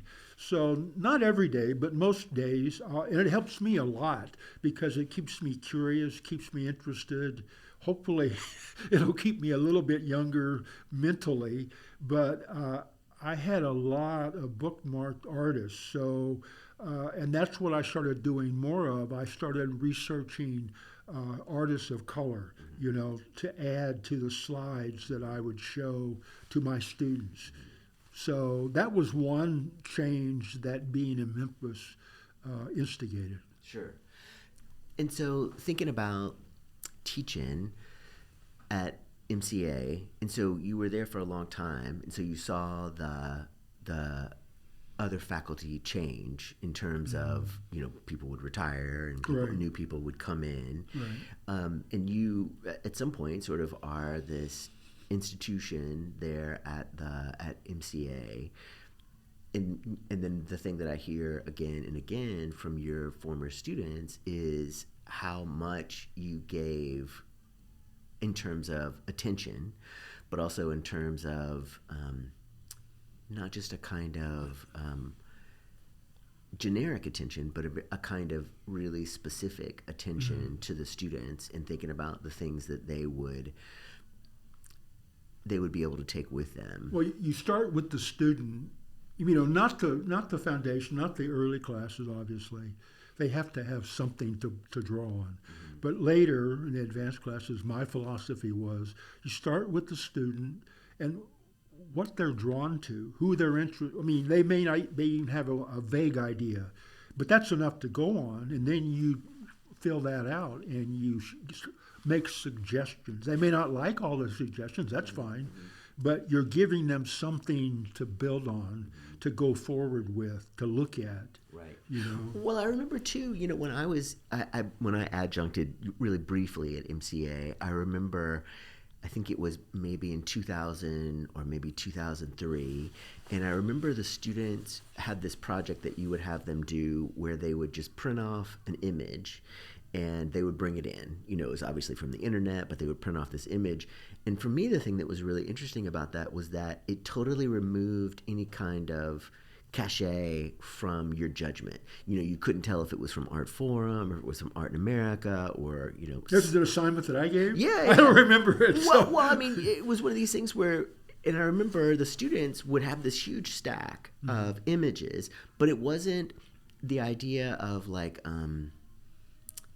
you couldn't bring anything to it other than the image. You couldn't bring the fact that it was, at a high-end blue chip gallery or any of these other things to it. Yeah.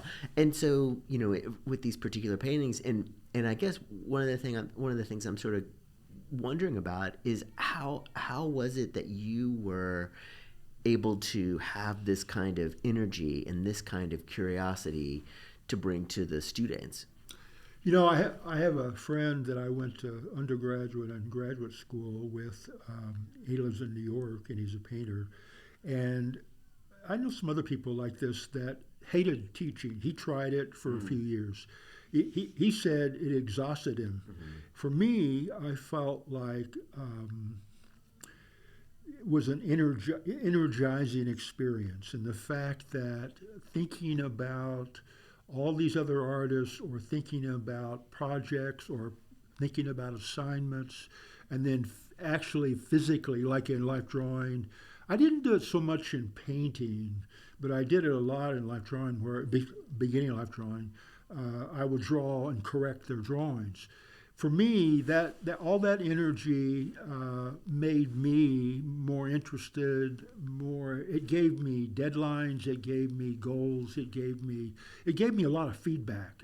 So I totally understand when somebody says teaching is not for them. That's fine. I accept that always. A lot of people are like that. But for me, it wasn't like that at all. So it was just something about it.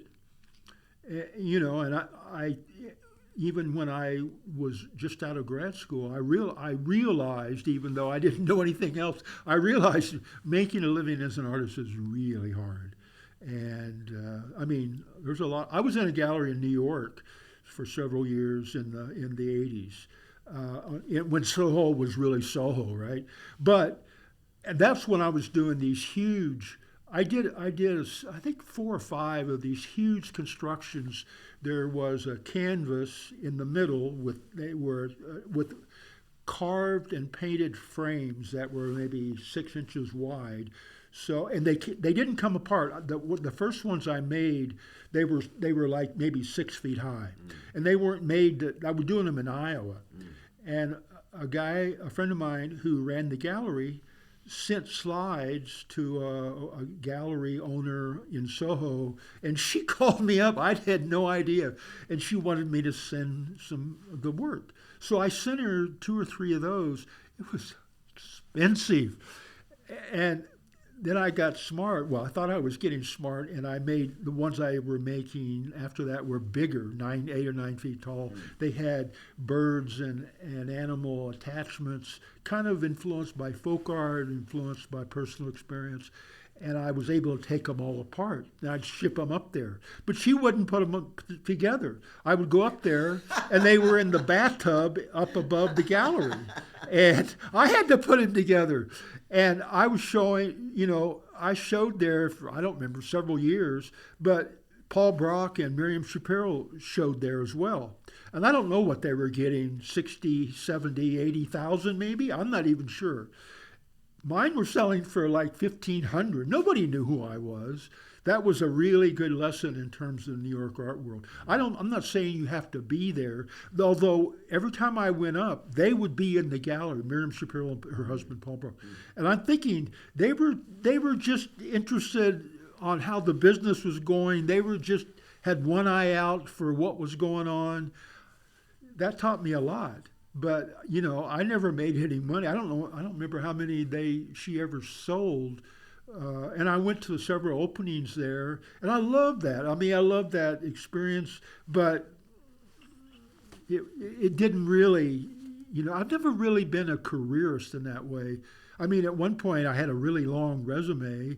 I had the first show in a major city I ever had was in Chicago, 79 maybe, Gilman Gallery. I'm not sure they're still there.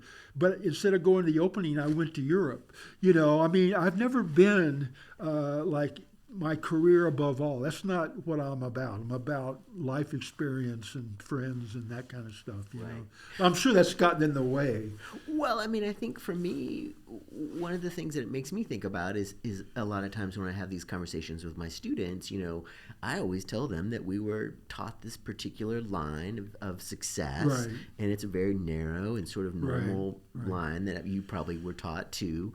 And I think the thing that line doesn't ask is all of the stuff that you were talking about, with life experience and travel and doing all these other things, Right. and then also trying to figure out what it is that you need to make you a whole person. Right. And for sure, teaching, I think, satisfies a lot of that for you. I was happy. I love teaching. I was happy teaching. It fulfilled part of my life, Yeah, no, for me too. Thinking about that, I think a lot of times people would be like, well, are you a teacher who paints? Are you a painter who teaches? Are you a curator? That's nonsense. Yeah, you are what you are. It doesn't matter, the labels. Well, I remember when Michelle Grabner came to Iowa when I was there, she said, it's one practice. It's not that I'm a curator who paints or a teacher who curates or whatever it is. It's all a part of a single practice. And it seems like that's for sure the way it was there. One thing I want to get to before we end, because we're coming up on that time, talk to me a little bit more about MCA, because again, you were there when there were a lot of other really great teachers there, and I'm curious. So one of the reasons I ask this is that I think that idea of if you want to make yourself smarter or better, you hang out with people who are smarter and better than you, and then you learn from them. You have to sort of raise your game. And I'm curious, when you were there at MCA, thinking about some of those other teachers who were there, who were really important and powerful in terms of shaping the city and its artistic community. Talk to me a little bit more about some of the other teachers who were there who were important for you.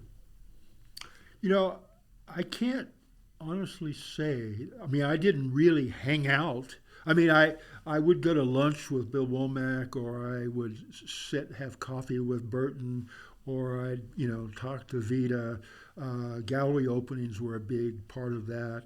Um, it was more of a overall synthesis in a way. It was a feeling. It was people I respected, not necessarily, probably because, I mean, although I think I was evolving as a teacher after I came to MCA a lot quicker than before, because the students and the entire day teaching demanded that.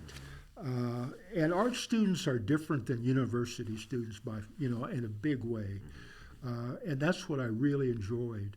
But I'm trying to think that, I never hung out with anybody thinking that I never thought about it that way, of learning something. It was just osmosis in a way, faculty meetings or discussions or having coffee or, openings and conversations you have, and then seeing their work or whatever. I mean, I always liked going up to the weaving. I had no experience in weaving. Once I had a residency. What's it called? It's in North Carolina, and they had moved a 3-story Victorian house. Penland? Yeah, Penland. I think it was Penland. I taught life drawing there one summer. And I always loved going to the weaving room building. It was an old Victorian house, and it was 3 floors, and you could go to the top. I just liked looking at stuff I had no experience with, So it was stuff like that. Or going into the sculpture studio and looking around. Because I remember this, it just popped into my head, because my dad was a welder, and when I was in school, I remember doing some, I'd call them knockoffs. There was a welded steel sculptor named Julian Stankwitz, I think in New York, and it was like found objects, and he put them together, and I did a whole series of those, not knowing what I was doing. But it was sort of like trying to glean something from vocabularies you have no experience with. I really enjoy that, So. Well, now thinking about that, I mean, for me, one of the things I also really like about being a part of a large department, and MCA for sure was a really large and diverse department, was that I'm able to be me. Like when I was working at Rhodes College, it was a great experience, but there were 3 faculty, and we kind of all had to be everything to every person, right. And then again, thinking about the diversity and the number of people who were there at MCA, and I always use the analogy of like a softball team. I'm able to be a shortstop or an outfielder or whatever. We're able to kind of be who we are. Mm-hmm. How do you think about yourself in that larger team, that larger softball team of the faculty? I didn't think of it specifically like that. All I thought was I want to be as good a teacher and communicate as clearly as possible, as well as introduce things that they've never experienced before. And I just thought that was enough, because I assumed, whether I was right or wrong, that everybody else was doing the same thing, So it wasn't, I don't think I thought of anything that literally. I just thought of it as I need to get better. How am I going to do that? What do these students need? What do they demand, even subconsciously? So that's what I was working for, I think. And even that wasn't really, it was, again, it was an organic process being an MCA. You know, when I was told that I was one of the candidates, I forget who I spoke to. It might have been Henry Easterwood. It might have been somebody else. But they gave me a couple of names of ex-students who were, I was living in Kansas City, and they were working at Hallmark, and they were ex-students of MCA. And I don't remember their names. I remember going over and talking to them, and they really enjoyed their time at MCA. They were designers. I don't know what they were doing, but obviously they were fairly good. They were working at Hallmark, you know. But I just remember there was a kind of a sense that I got from them that the school had influenced them and impacted them in a really positive way. So that's all I knew before I showed up here, you know. Great. So. Let me think. Is there anything that I should have asked you that I didn't ask you? No idea. I don't know. I think I've covered a lot. That was a lot. I mean, I think one of the things I really also like about what you were talking about is I think we all sort of respond to try and fill in the gaps that our teachers didn't have. You know, so like I remember when I was in grad school, everyone who came and did a slide talk said, and then after I graduated, I had to teach myself how to paint, you know, or like you were saying, you know, you didn't have any, they didn't talk to you at all about living a life, you know, and that was obviously something that you thought about and tried to remedy in your practice as a teacher. I mean, to me, one of the things I'm always interested in is how those early experiences shaped, you know, who it is that you were as a teacher or as a person or as a member of a community. I mean, to me, all of that feels really good. I like the way you talked about all of that. All of that felt really satisfying for me as a listener. Right. Yeah. What, you know, years later, like this, well, maybe 5-10 years ago, I started thinking about the professors that really affected me, influenced me, and I thought of Schrupp, and online, I didn't know what happened to him. I knew he had left Wichita, he had gone to Dallas, he had taught somewhere in Dallas. In fact, the last time I ever saw him, I had gone to a big indoor track meet in Dallas, Fort Worth, and I was at the airport, and there he was with some friends having coffee or whatever they were doing at the airport. He introduced me. His girlfriend, he told me, was a Vogue model. I have no idea if that was true, but we had a conversation. I still didn't feel equal to him, but I felt, you know, I was older and I wasn't starstruck. He was really a huge impact on my life. But that was the last time I ever saw him. And then years later, I thought, man, he really made a difference in my life. I need to thank him. And I tracked him down online, and he had died the previous year in Santa Fe, you know, and like John Fincher, I just found out that he died several weeks ago because I was looking at a gallery, I think in Santa Fe, and they had a in memoriam kind of page for him. And then another guy who was a really good instructor was a guy named John Avant, who lived out his entire life. Well, he wasn't from Wichita, but he died of cancer maybe 5 years ago. And I had sent him a letter as well. I don't know if he got it while he was still. So, you know, I felt suddenly it dawned on me. I felt obligated to thank them, even though if I had a student who thanked me, I wouldn't know what to do with it, because I was only doing what I thought was right. I did the best I could. I have no second thoughts. I feel okay about it. You know, I'm not teaching anymore, so, but I wouldn't know what to do if somebody did that for me. You know, I really wouldn't. So. Yeah. Well, thank you for coming and hanging out with me today. You're welcome. I appreciate it. Can I take my headphones off? Yes. Thank you, Fred. Oh, my God, my ears. And that concludes the interview from the first meeting, which was on December 29th, 2024. What follows is what was recorded on March 4th, 2026. And then also thinking about last time, there were a couple of folks that you mentioned, but we didn't really get a chance to talk about. I think last time we sort of got up to you being at Memphis College of Art, and then we started talking about your time there. And one of the people that you mentioned real early on that we didn't get a chance to dive into was Bill Womack. Yeah.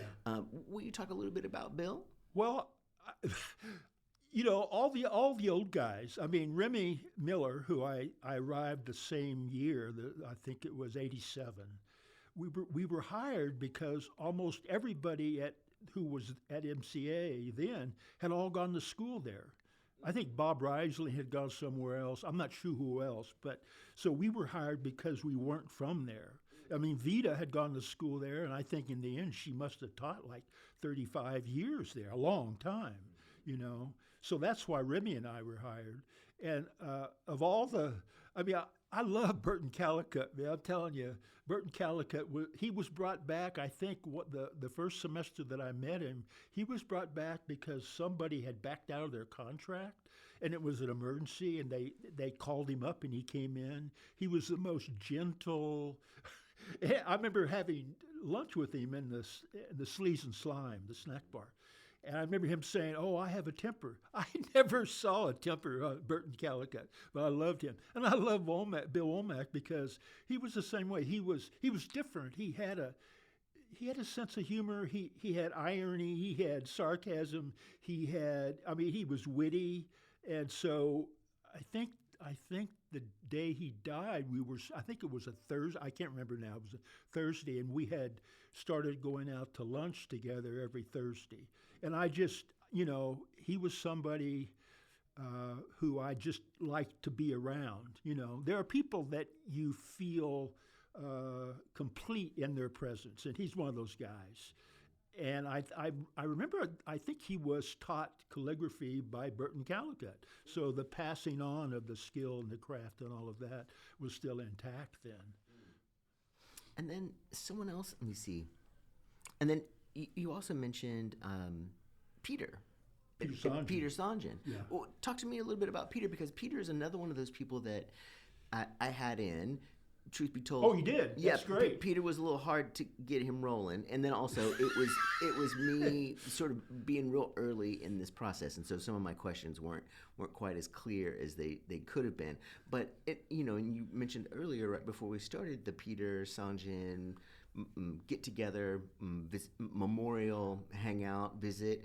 Talk to me a little bit about. I'm going to tell you a story that encapsulates Peter. I don't remember what year it was, but all the faculty get student reviews, and one of Peter's reviews, whoever wrote this wrote Peter Sanjan, he a shithead. So we had T-shirts made with that saying on it, and that encompasses Peter. I mean, Peter had an incredible sense of humor, but it was like different. It wasn't obvious. He was sarcastic. He was all the things that I love in a human being. Not an obvious person about those things, but somebody who sneaks up on you and makes you laugh out loud, basically. And I'm telling you, Judith at the time, she ran the snack bar, the Sleaze and Slime, and there was a little art supply shop, and she was part of that as well. They were both so gracious, and I don't know how many times I went over to their house for dinners, and they, I just came across this the other day. I had a Mac laptop, and I had a desktop, and they were both 14 years old. This is a year ago, and they both died within a week. And I took it to a tech guy that I go to, and he found 17,000 photographs combined on both of these computers. I didn't even know. I had to have downloaded them sometime, obviously, but I didn't know they even existed. So I've been going through them kind of systematically. And I just the other day I found a couple of photographs. It was over at Peter and Judith's house, and it was a table setting for dinner. It was like a work of art that Judith had done. And I remember they had met in Turkey, I believe. But that story I can't remember. And Judith was all English as well, so that added to the layer of her hospitality. So, yeah. Now, I'm curious, thinking about Peter's pots. Talk to me a little bit about, do you live with some of Peter's pots? No, I don't have any. Oh. Well, here's the thing. I remember there was a catalog. He was called, or he still is, the Mad Potter of Biloxi. And I can't think of his name now. A very odd, eccentric guy in the turn of the century, right? I showed that catalog to Peter. He just sort of stuck his nose up. He wasn't having it. He hated them. And I'm thinking, I just couldn't understand it. But I think he went to Alfred University, which is a really good ceramic school. And his pottery it's sort of like the English pottery from the 30s, that kind of it's not decorative, it's not wild shapes, it's this low key. I mean, he knew all of the formulas for glazes and everything, and he could do anything he wanted, but that's what his aesthetic was. So, but that's where I love this wild stuff. That's my aesthetic. So we didn't agree on that, but it was interesting. And then I'm curious too, you mentioned Bob Reisling. Talk to me a little bit about Bob, because he was somebody that I did not get a chance to interview. And I only knew him sort of passing by him in the hallway. I didn't know him at all. Well, he started Horn Island, obviously. And he was another one of those guys. He'd been there for Peter, when I got to MCA, Peter had already been there for years. And I think Bob Reisling, he had gone. I went to University of Northern Iowa. I taught there. And I found out later that Bob, I think he had gone to school there. And then he had gone somewhere in Minneapolis. So Bob and I had this kind of a little connection through that. And I always liked his paintings a lot. His paintings were minimalist, but they were based in landscape or figures. They were very abstract. He had a good sense of color. They had a scale about them so that they had a personality. I'm not sure, and I went to Horn Island, and I thought that was one of the greatest experiences those students could have. And, when I first got to MCA, well, I had left Iowa, and I had gone to, I have all these friends in Europe, and it's been going on since 1974, and the reason I met them was I had a residency, the Michel Carely Foundation in Vence, France, and it was run by the Countess Katrina Carely, whose husband was the first president of Hungary in 1918, 1919. And when I met her, she lived in La Vieux-Mas, which is the old farmhouse. And I'm from Kansas, and I went there in January. What do I know about anything? I remember flying Icelandic, and then when I landed, this couple, I had a phrase book. I couldn't speak anything. I couldn't speak French. I didn't know what, And I remember landing in Luxembourg and then taking a train from Luxembourg to Nice. And when I got to Nice, I took a bus up to Vence, which is, I think, 19 kilometers above Nice. And I was looking out the window, open window, the entire time, and my jaw was down to the, just dropped. It was so, I've never felt that way before or since about the beauty, the adventure, everything that you can imagine for somebody I'm talking about 1977, so I was 33. And I traveled, but not like that. And then when I got there, the Countess's secretary was an English guy named Tony Mason, who's still my friend. His wife is a Walloon from Belgium. I was just in Belgium a year ago, and there were Australians. There was one American woman. There was Japanese. I mean, it was just I went there 3 times in a row, basically, and so I'd met all these through Tony. When I got back to London, I met all these other English people. I lived there was a commune called Farmore Farm, and I lived there off and on whenever I'd go to Europe. And that back then I was going to Europe pretty often, and so I forgot the question. So let's see, Bob Reisling, Oh, yeah, Foreign yeah. Island, and the traveling potential for the students and how revelatory. right. Well, that I might just be. thought that Horn Island. When I got to MCA the first time, I realized I've been teaching in all these other. I taught 3 different universities before I got to MCA. But when I got to MCA, it was an art school. I never taught an art school before. It took me like a month. I think back then they were all-day studio classes. It was really hard to teach the whole entire day, and it took me a month to get in shape like an athlete, right? And I remember that I thought the students, and this is a specific term. I thought the students were crazy, but they were good crazy, which meant to me they had imagination. They knew why they were there. They had skills, the talents. They just needed to be focused and guided. And so I thought and Bob took them on other trips too, like student trips to New York and Paris and London and everywhere. So he was a kind of a facilitator for them to experience the wider world in a different context, which I thought was brilliant, basically. And you said that you had gone down there for one of the Horn Island trips. I did go to Horn Island, yeah. What was that like? It's hard to remember now. Because the students, when they go, they have a show after the Horn Islands. When school starts up again after the summer, they're supposed to take their experiences of Horn Island and make art and then have a show, right?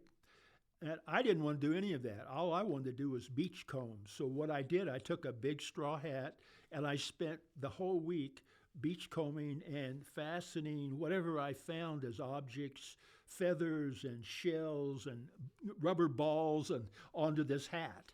And that was my kind of art, basically. I didn't even want to think about a sketchbook or painting or any of that. So that was my contribution. I think it was even in the show, now that I think about it, the hat. Okay. Now, so you were talking about the sketchbook, and I know that you are sort of famous for getting your students to be really excited and to work in the sketchbook and to use the sketchbook. I'm super curious how your sketchbook works for you. There are a lot of students who resisted that, and that's because, I don't know what their excuses were. I'm spontaneous, or this or that, all BS if you ask me. And my thing is, if you're going to be an artist and you're going to be professional, you have to experiment.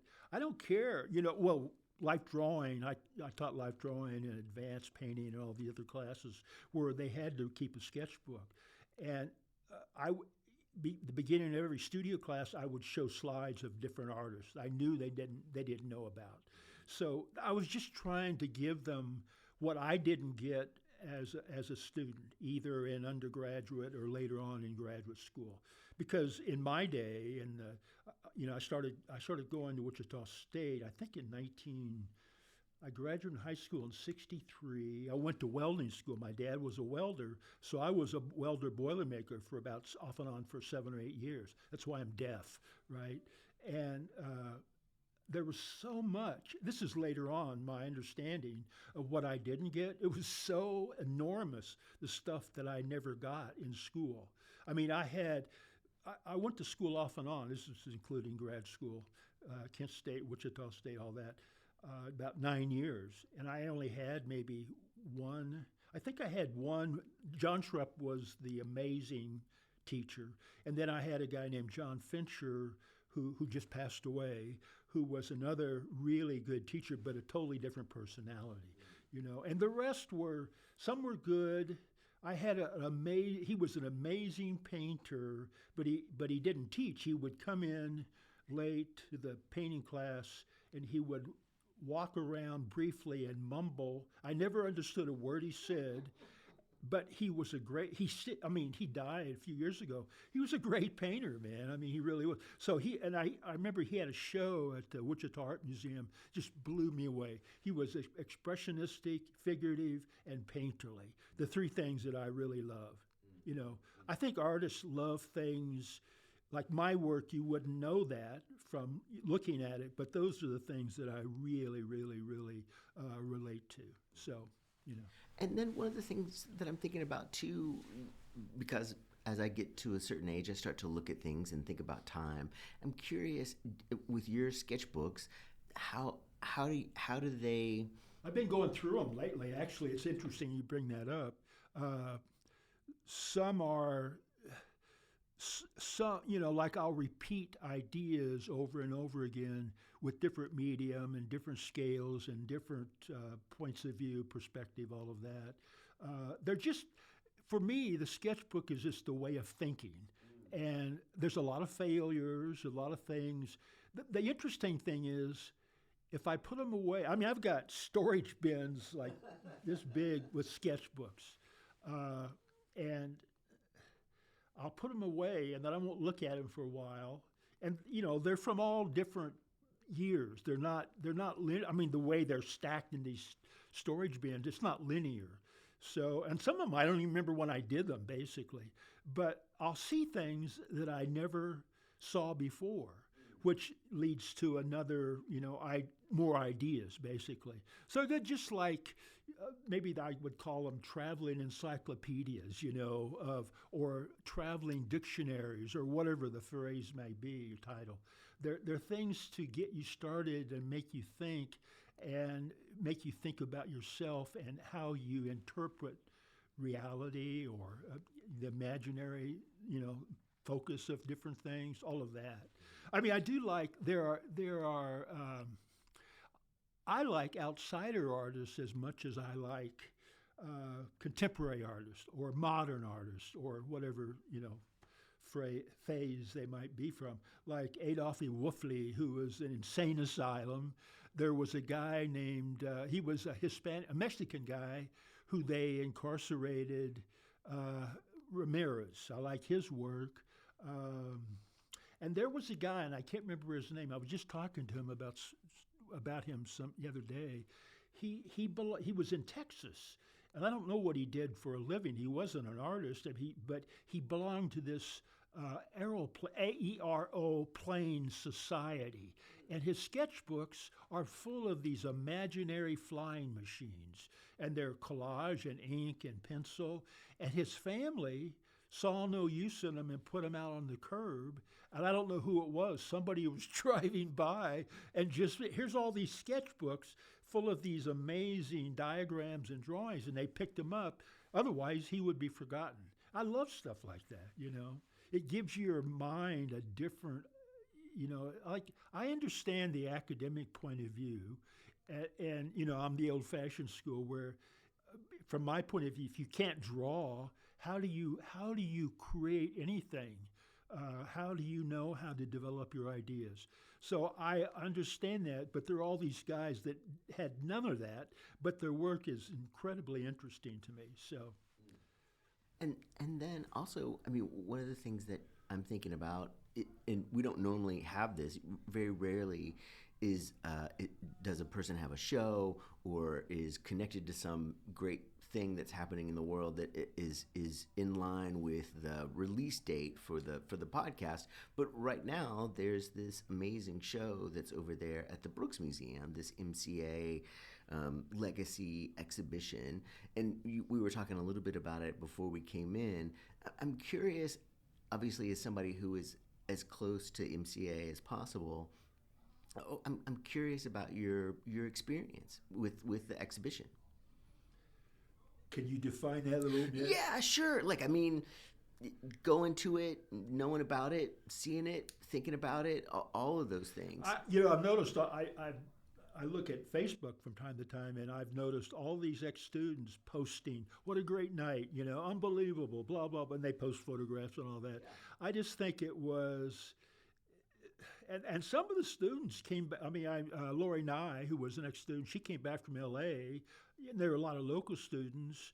And, it's just, I think that school had a legacy and a history, and it had professors that lived up to that, that kind of reputation. And I don't think Memphis to even now knows what they lost when that school went under. Like I said, I used to ride 70 miles a week on my bike, and every time after the school closed down, every time I'd ride by it, I'd just get mad all over again, and because there were so many kids who were lost, and being there gave them a sense of family and home and connection and direction and all of those good words, So. And then, I mean, I'm also super curious. You were talking about the people who were coming back to town, and you were saying you did get a chance to take a look at the exhibition. I never, I'm going to go back later. Okay. I saw the catalog. I walked in. I sat down and I didn't move because everybody started coming. I get hugs and all that stuff, and it was very warm and fuzzy. Let's put it that way. Right. That makes sense. Okay, and so let's see. But the catalog looks good. I mean, Yeah, it looks really terrific. Let's see. So, with the catalog, were there things in there that were exciting for you to see again? There, it was interesting because I've looked through it a couple of times, and so some of the names, there are names I don't even know. I somehow they fell through the cracks, or I missed them, or whatever, or I've forgotten, and and it's interesting because some of the work looks entirely new and surprising to me when I can identify the name and the personality. In other works, I see development from what they were doing in school. I mean, it runs the gamut, actually, between work that I don't know how they got there, but they did, from work that, I know, I remember that style or that idea or those ideas from when I retired 214, and I started there at 1987. That's like 27 years. So that's a big span, Yeah, I mean, and one of the things that I thought was really interesting about it, like you were sort of talking about seeing some of the ideas that you had seen in the embryonic state, right. You could see them mature. To me, I thought it was really interesting that there were some pieces, like, for example, Lori's piece that was in the show was a piece from her senior thesis exhibition, which totally blew my mind. And so some people were showing things from very early in their careers. Some people were showing things from really late in their careers. To me, that was a really interesting mix. Right. Now, I'm curious about a couple other things. One is travel. And you talked a second ago about recently going to Belgium. Mm-hmm. With these travels, I know, like I was talking to Beth Edwards not too long ago, and Beth Edwards was talking to me about traveling and almost like having a list of things that she wanted to revisit, some things that she wanted to see, while she was still able to do it. Right. I'm curious, are you in a similar situation? Are you thinking about pieces in art or places that you want to see again? The biggest experience, the most important experience was when I arrived in Vance in 1977, and I'd never been to Europe. I traveled, when I was in undergrad school, I was a pole vaulter, and I improved 2 feet in 1 year, and I traveled because I went to big track meets. I remember passing through Chicago several times, and I'd always visit the Art Institute. And there was an El Greco. There was a gallery room, very small, with an El Greco altarpiece. I'm trying to remember all the stuff. I would try to combine the art with the athletics, which is a really hard thing to do, actually. And that's a whole different, different story of my life. I was a different person then. But I did travel a lot in the United States. But then when I went to Vance and lived there, I couldn't get enough of it. Everything's so different. I mean, the food, the culture, the customs, the people. I had a French teacher, Cécile Lunois, who was the most amazing, kind-hearted person. And I stayed on a little bit the first time I went, and I worked for her, like planting trees in her garden and stuff like that. Because I was a cretin, but I just loved the ambiance. I loved being there, and my language skills are not very good, but I didn't care. I didn't mind miming or being laughed at. And the French are notoriously they do have a sense of humor. So, but it never bothered me, and I just wanted the experience. And the reason I went to Belgium is because all these old friends, I got to see friends I hadn't seen in years. And instead of before, I think I must have gone overall maybe five or six times to different parts of Italy. In fact, I met my now ex-wife in Orvieto on the first trip I went to. But they had this time they decided to go to Belgium because there's a friend of mine, Dutch, named Sjoerd Koopman, and he's probably my age, and he's doing even worse than I'm doing physically. So my friend Tony, who is a travel writer who lives in London, he found this amazing kind of ex-old farmhouse on the edge of the Amel River Valley, and they were still having, when we were there in September, they were still having ceremonies for, like the Belgium Ardennes, where the Germans were defeated. All the little villages around were still having these parades and it's a big deal to them, because they were freed from all this tyranny and things.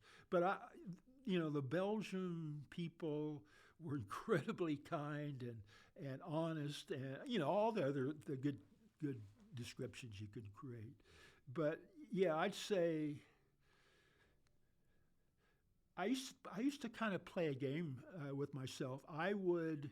This is probably in the 60s, 70s, whenever I wasn't teaching, I would pick a city that I'd never been to, and I would move there and rent an apartment, and then you can't do this now. I would go to the industrial section and go door to door and just knock on doors and apply for jobs. And usually, not always, but usually I'd have a job by the third or fourth door I knocked on. Like I worked in Kansas City, I worked for Allied Van Lines. And in Minneapolis, I worked in a paper warehouse. And in Seattle, I worked as a really bad carpenter. I mean, stuff like that. And I didn't realize it at the time. I was gathering life experience.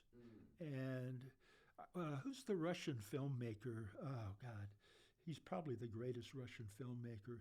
I remember there's an online site that I visited once, and he's giving his advice to young people. And his advice to young people is to learn to be alone and be with yourself, I grew up as an only child, so that's fairly easy for me. And, I'm a Luddite too, because I'm not technically oriented, but at the same time, it's just, for me, it's life experience. It's reading, it's films, it's traveling. I think that's just normal for artists. I don't know how you would develop, I'm sure there are, but I don't know how. It's not outside of my experience without doing those things, basically, So. Now, I'm curious. I mean, you were talking about being there at MCA until you retired in 2014. Yeah. I'm curious. I know for a lot of artists who are teachers or teachers who then transition into retirement, Right. I know sometimes that can be a really difficult transition. How was the transition for you? Easy. I'd go to the Arts Center to get supplies. Right. I've always lived in Midtowns. I moved away, and I lived in Silver Spring, Maryland for a while. I love Silver Spring, Maryland, but it's expensive and it's 5 miles from Washington. It took me a month to realize if I got stuck in rush hour traffic, I couldn't get out. So that dictated my entire schedule. So ask me the question again. Sure. Thinking about retirement and then yeah. that It was an transition. easy transition because, and I've never regretted. All I can say about teaching. I have friends who dislike teaching a lot. I have a friend who's been in New York for years, and we had a conversation about it. He couldn't handle teaching because he felt that it drained him of his creative energies. I, on the other hand, when I got to MCA, I think being at MCA had helped me with my teaching approach. I got a lot better as a teacher. I had the essentials, but I hadn't put them into action. And so for me, the students kind of added a different kind of energy to my art making. But when I retired, I can truthfully say I did my best. My whole premise of my approach was to give the students things that I never got. I remember when I first arrived, there were workshops at MCA where before the semester began, faculty had to teach a workshop, and I think the majority were teaching studio. But I don't know why, because I was crazy to do this. I taught a class called How to Survive and Prosper as an Artist, which is stolen from the book by Carol Michaels. It's a really good book, but it's full of stuff I never understood until later. I had to learn it myself, like artist residencies. I didn't even know they existed when I graduated. And when I went to the first CAA conference, I think it was in Washington, D.C. I don't remember the year. I remember 3 or 4 of us, we just graduated graduate school, and we took a train to Washington from Wichita. I realized after 2 or 3 days, my work wasn't good enough. I didn't have any experience, on and on and on. And I thought, wow, what am I going to, because I really wanted to try to teach, even though I really hadn't up to that point. And then just by happenstance, I came across an article. I think it was like an American Artist about artist residencies, and I started applying. And at that point, I had graduated, and I was living in a really old farmhouse about 15 miles east of Wichita, and I was doing all our prima landscapes. I think I lived there a couple of years, and I'd go out and I'd just paint from what I saw. And maybe, looking back, out of maybe 100, 200 paintings, I don't know how many I did, maybe 3 of them were okay.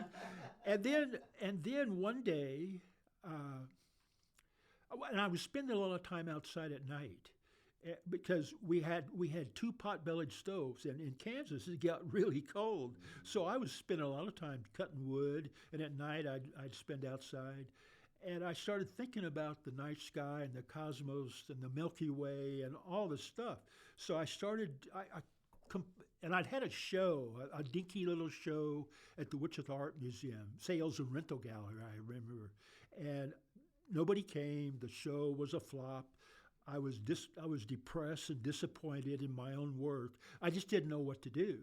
And then I started thinking about the experiences of the night sky, so I revamped my entire process and started doing these dot paintings. And all of a sudden, the first residency, I had some Kansas residency, like in Manhattan, Kansas, I had 70 junior high school kids. Think of that. And we did 7 murals. The largest was like 40 feet long in 2 weeks in the school. I was in Coffeyville, Kansas, which is where the last Wild West bank holdup, the Dalton brothers tried to hold up a bank, and they sell these postcards with the Dalton brothers' dead bodies laying on 2x4s with a little kid peeking through the back fence, And they didn't know what to do with me. And I was renting a house just outside of town. It had a pool table, all this stuff. So I just painted. And nobody, occasionally they'd bring classes, little kids to my studio. And they'd never seen anything like it. So I'd done that. But then when I started applying, the first one I got into, Edward Albee in Montauk. And I had traded a painting for a Rambler, 65 Rambler. I bought 4 retread tires. I drove from Wichita to Montauk, and the Rambler had a reclining front seat, so I slept in malls, parking lots, right? And Edward Albee, the playwright, was there. I don't know how much time he spent there, but he was there almost all the time. And he was the one who chose the artist. And he had a really great collection of art paintings, and he had really good taste. And I had dinner. Well, all of us did. I was the only painter at that point, and everybody else were writers. And I remember we had dinner with him maybe 2 or 3 times. He'd come to dinner, and he was a very droll guy. I really liked him. But so after that, I kept getting residencies, and so the first 5 or 6 years of that part of my career I went from one residency to another. I went from Edward Albee to the one in France. I'm trying to think of Saratoga, California. Morris Graves Foundation. I can't remember all of them, but a lot of them. So, there was one outside of Chicago. The house was some famous, 1930s architect. And I lived in a log cabin out back. And I remember I worked all the time. The most interesting one was probably Altos de Chavon in the Dominican Republic. And the Dominican Republic is on the island of Hispaniola, which is the first landfall that Columbus hit in the New World, right? So there were Haitians that were coming over the border and, all this stuff. I had a thatched hut studio, and I'd work all night, and these giant lizards would come out behind. My works were mostly on paper, and they were pinned to they had a thatched roof, and there were all these weird flying insects, and these giant lizards would come out and gobble them down. So I had plenty of company, It was a very interesting place. And I think it's still, it was started by Gulf and Western is a company that's been bought up 50 times and no longer exists. But the chairperson had been flying over that point in a helicopter and looked down and said, "Oh, I think I'll build an artist It was a fake Italian village in the middle of a Spanish-speaking country, and he imported Roberto Coppa, who was a set designer for Fellini and Visconti. It was a very weird place. And tourists who came up from La Romana, which was the closest, I think it's considered part of La Romana, they would come up and think it was this ancient village. And it was only by the time I got there, I was among the second group of artists that got there. The first group were German neo-expressionists from Berlin, and they were unbelievably wild. And they were very, I'll use the word naughty. And so I was with this group who were very sedate in comparison. But that was another interesting, When you retired, you were talking about you always in Midtown. How did your studio change? You were talking about the energy that you got from the students. I know that's tricky. I know that's hard to when it's part of it is. Well, first of all, I'm getting older. I used to work big, not all the time. But at the end, I was doing panels, 48 by 48 inch Ukrainian birch, and they were gouged, and then acrylic on top of that. But then I started aging, right? And I couldn't even lift them. And I ran out of storage space. A few years ago, I was living on Stonewall, and the house that I was living, the apartment, there were 3 or 4 other apartments in the house. And there's that big, tall, there's apartment building on Poplar down towards Cleveland. That was part of whoever owned it. It kept getting bought up by private equity firms. And each succeeding private equity firm gave less and less of a shit of upkeep. So finally, one January, I think the average temperature that was 27 degrees, everything quit, water, lights, everything. Everybody moved out the next day. I was there for a month with my cat without any heat. A kind MLG&W guy came out and spent an hour and finally got one light working in my bedroom. But I had so many portfolios and so many art supplies. I couldn't just move out. I had to, I had to store storage and all that other stuff, and it was. I realized I was inundated with portfolios, and so I developed. And I'm not a tech person for sure. I think it was just intuition. If I can look at something long enough and figure it out, I can do something with it. But I realized I couldn't keep adding to these portfolios. I couldn't do all the really big stuff that I had done on these panels. I cut them up into smaller pieces. I think I showed them this one piece, which I think was one of my better paintings. It was 98 by 98 inches. I cut that up into little shaped, weird-looking organic paintings. And I had a show with, I think, Remy at the Jewish Community Center, whatever it's called. But then I developed this approach where I do very small, like typing paper size painting collages, with acrylic and like good paper. And then I scan them at like 1200 DPI. And then there's a place out, I can't think of the name of it now, there's a place out on Summer, and they would print those on really good archival paper. And then I would paint back over the paintings, the printed, inkjet, basically. And that way the storage is not physical, they're on, memory sticks, basically. So that's how I solved that problem. So I guess necessity, I had to figure something else, or I just couldn't exist. Basically. Now, was it hard for you to make that transition into retirement? No. I mean, no. And I can't tell you why. It's just that I guess because I thought I had done my best. I didn't feel like I had let anybody down. I mean, I know I pissed people off, but I don't think I let anybody down.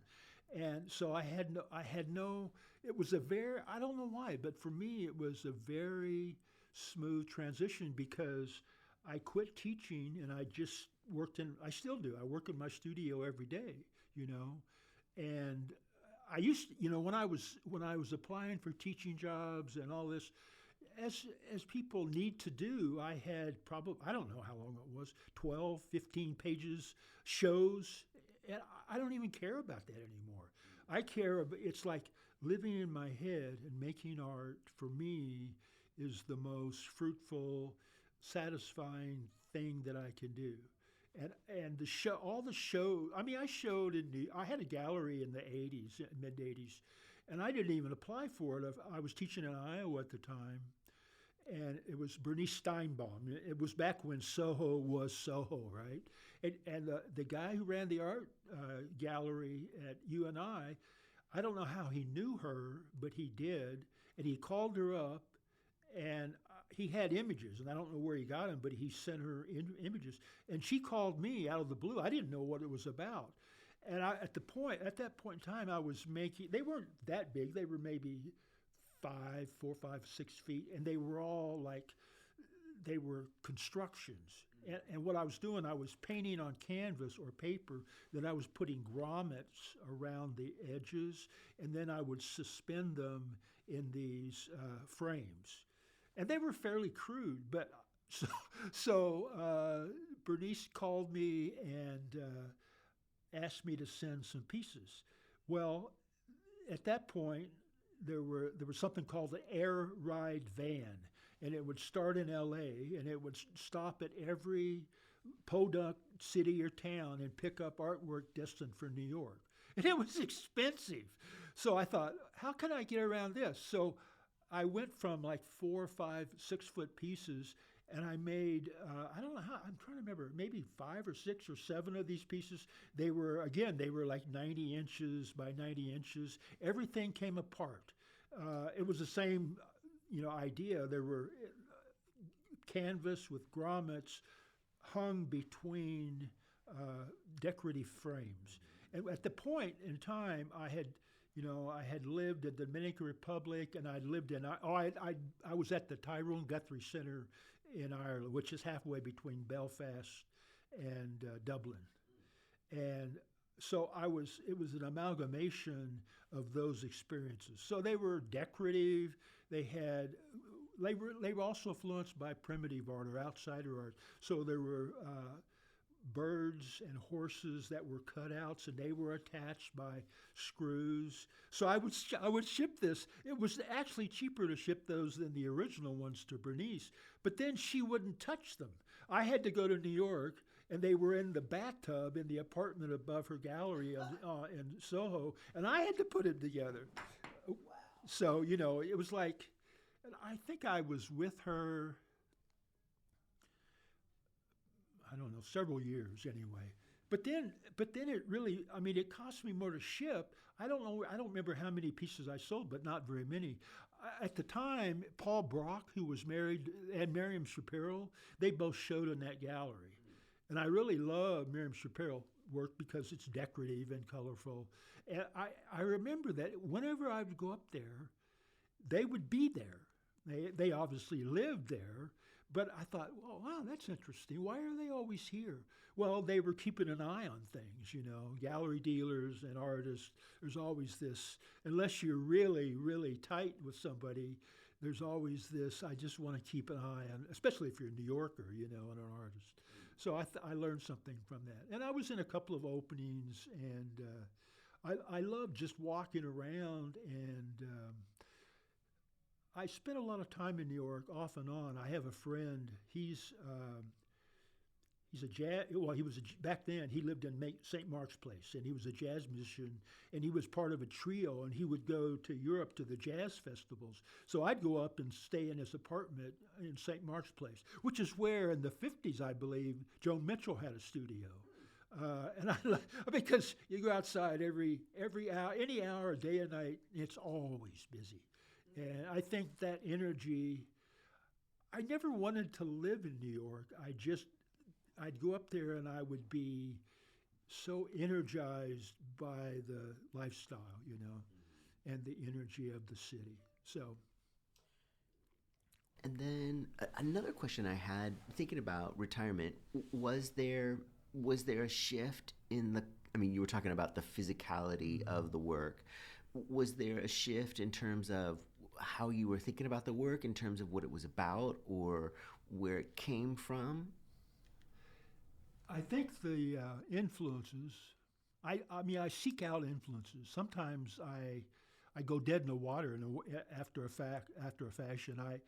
I don't think the ideas I'm working with are really saying very much, or they're not extending the feelings that I want to project. So I consciously, and I told my students that as well, the advanced students, you've got to look, and you've got to be able to make sense of it. You've got to make sense of why you're attracted to certain things. During my travels, it was like 78, and I was living in Vance with my then girlfriend, and we wanted to go to Greece, but we couldn't afford it.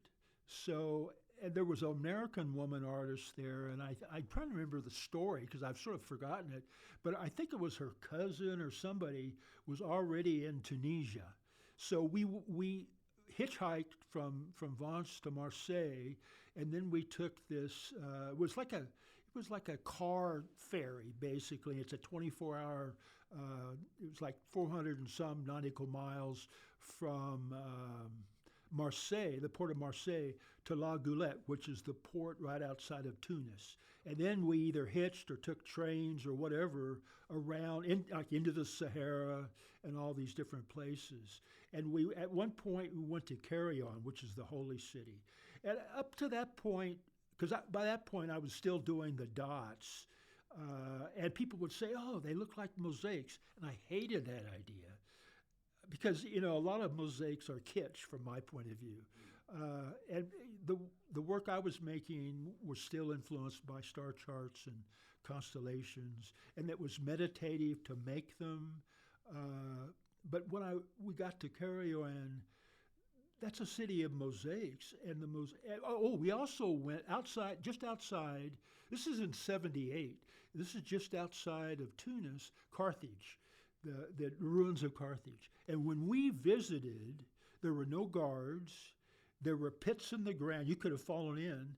They had mosaics, and they were decorative mosaics, but they were just bits and pieces, fragments, 6 feet, 5 feet, 3 feet, propped up on these mounds of earth. And I've got a couple of the really bad. I mean, I didn't even realize, like I took photographs of everything. I've always done that. But they've deteriorated, so I could barely make out the image. But they did spur my memory. But the Carrion and then Carthage, the mosaics I saw there, really influenced me a lot. So it's like little things that you don't expect that filter into your brain and then do some weird stuff, and out comes something else, right? So. And I would imagine too, like leaving school would be tricky in terms of being away from your colleagues. Were you able to stay in touch with your colleagues in Memphis? Yeah. I mean, I have basically, I have Memphis friends, and then I have these European friends who actually, I mean, I've been in Memphis since '87. And I've known my European friends since '77, so they overlap, but they don't know each other, basically. A couple of my English friends have come to Memphis, and some of my Memphis friends have met them, so. I mean, all of my European friends, I mean, Dutch and Parisian, and like one of my friends, like Tony is a travel writer. That's interesting in and of itself. But he did a lot of exploring and travel in the South America when he was young, before I knew him. I have a friend named Andrew Sugden, whose father was the head of Trinity College in Cambridge, who was a Bolshevik and incredible person, and his wife. I corresponded with his wife, Miriam, for a long time, and she had so many I'm into mail art for several reasons. Like, who Ray Johnson was? I used to send off, this is back before computers, I used to send off to galleries inquiring about catalogs. And one of my students, Terry Chenard, had made this image of Elvis as Buddha. So it's Elvis Presley with sideburns in a lotus position in a gown with sideburns but a bald head. And I sent that, I thought it was funny as hell, and I sent it off to this gallery inquiring about a Ray Johnson catalog. And I can't think of the name. I think they handled his estate after he died. But so the gallery dealer, this is what I found out later, thought it was funny as well and sent it to Ray Johnson. And I was, at the time, I was living on the White Way, above the White Way on Cleveland and Overton Park. Okay. I lived there for 8 years. Average indoor temperature in the winter was like 35 degrees, and so space heaters galore. But I got home from teaching, and I had an answering machine, and I don't even think he said anything. I just remember there was caller ID, and Ray Johnson had called where was he living? Locust Valley. He had moved out of the city when Andy Warhol, the assassination attempt, he was really good friends with Andy Warhol. So he lived in this little house in Locust Valley, Long Island. And he was calling me. And it took a lot of courage to call him back, I must say. But then we corresponded up until the day or night that he committed suicide. These two teenage girls were smoking beneath a bridge somewhere in Long Island. And they heard this big splash, and they looked out, and there's Ray Johnson backstroking out to the ocean. And I think when they found his body, everything there was a number, like the room number, the date, the time. They were all connected somehow in a symbolic manner. And when they found his body, he had like $65,000 in cash on him. It was a very strange thing, you know. Wow. But you know, so anyway. And let's see, what else was I thinking? Am I giving you enough information? Oh, yeah, no, this is great. This is great. Now, I'm curious, too, about domestic space. I'm always curious about artists and the things that they live around, the things that are important to them. And so I'm curious, talk to me a little bit about your home, your domestic space. Talk to me a little bit about... I've only owned 2 houses in my entire life. When my mom passed away, she had left me her house, a little house in Wichita. And I promptly had it fixed up and sold it, right? And then I lived for 15 years, co-owned a house in Midtown and lived there. And after, I don't want to own anything. I'm one of those personalities. And I go over to friends' houses and I just find the way they decorate and the artifacts and the paintings and photographs amazing. I find them very interesting. But the only like where I live now, it has a very large living room, but there are 2 bicycles and a indoor rowing machine, and then on the walls are Haitian Vaudin flags. I met a woman through a friend who spent time in Haiti, and she would buy or find glass beads and take them to Haiti, and she would give them to artists. Now, the way it usually works, this isn't true for everybody, but the men are, for the most part, the ones that design the flag. And they're a combination of Catholicism, saints, you know, on horseback or whatever, and Haitian gods. You know, it's a very strange kind of appropriated religion. And I love those. And so I think I've got 7 of those. And buying them from her, I can't remember, maybe they were $120 or whatever. But if you go to a gallery, they're like a couple thousand, you know, so there's a big difference. But they give me substances. I used to have lots of works by ex-students or friends, and I gave them all away. And I don't know why. I mean, I think it's, maybe I liked looking at them, but I didn't need them, basically, you know. So in your house, you have these like 6 or 7 flags. Yeah, they're in the same room, the living room. And then you have this indoor rower, and then a couple of bikes. No other art? I do have. I did go through a period where I was making. Birds as symbols have always been a thing with me because of my childhood. But yeah, there are, how many do I have? There are like, a couple of them are big, like maybe 7 feet long. They're bird wings. They're Ukrainian birch, and they have collage shaped like feathers, and then they have glazes over them. And they aren't finished. I haven't been able to finish them. I think I have an idea for finishing them, but I haven't gotten around to it. But they're so big that they're leaning against the wall on the north side of the living room. Other than that, no. Wow. That's really interesting. Now, tell me about your studio. What's your studio like? It's very small. I gave up. You know, I lived in the loft above the White Way on Cleveland Overland Park for 8 years. It was like 4,000 square feet. The heater was the size of a Volkswagen. I think I lived there, and then Larry Cooper and Billy Riley both had. There was a studio, like a space, and they worked there. And we turned the heater on once. It was first of all, it was expensive as hell, and it was really loud. So I just made do with space heaters.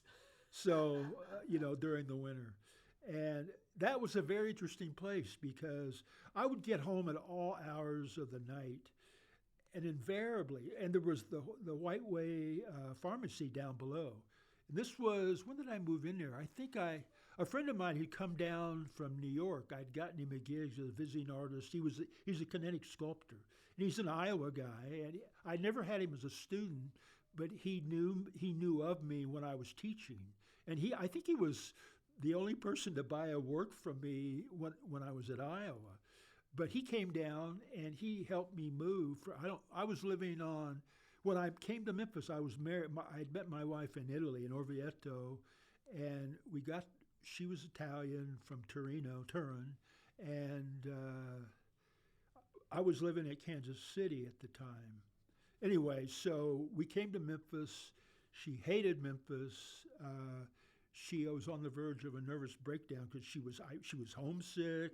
So I eventually, I gave her money and got her a flight, and she flew back to London and stayed with a mutual friend for a year. She's very smart. She speaks 5 languages. When she was living in London, she worked for some company that was part of Wall Street, so she had very odd hours.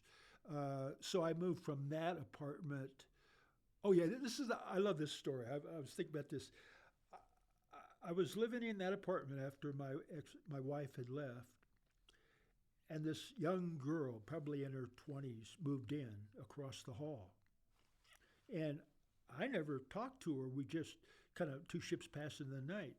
And one Sunday, when I was married, Stella, my wife, she loved garage sales. And so every Saturday morning, she would mark it on the paper, and I would drive her to different estate sales or garage sales, and she would buy furniture.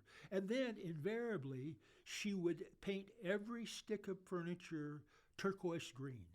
So when she left, I had all of this furniture painted turquoise green, which I don't particularly like, but And so this young lady moves in across the hall, and I don't know, she must have been able, maybe we'd opened the door at the same time and she saw my apartment. So one Sunday, late morning, there was a knock on my door, and I had no idea who it was. It was this young woman from across the hall, and she had a bottle of wine, glasses, and a big gallon of white paint. And she said, "I'm going to help you repaint your furniture." And so we did.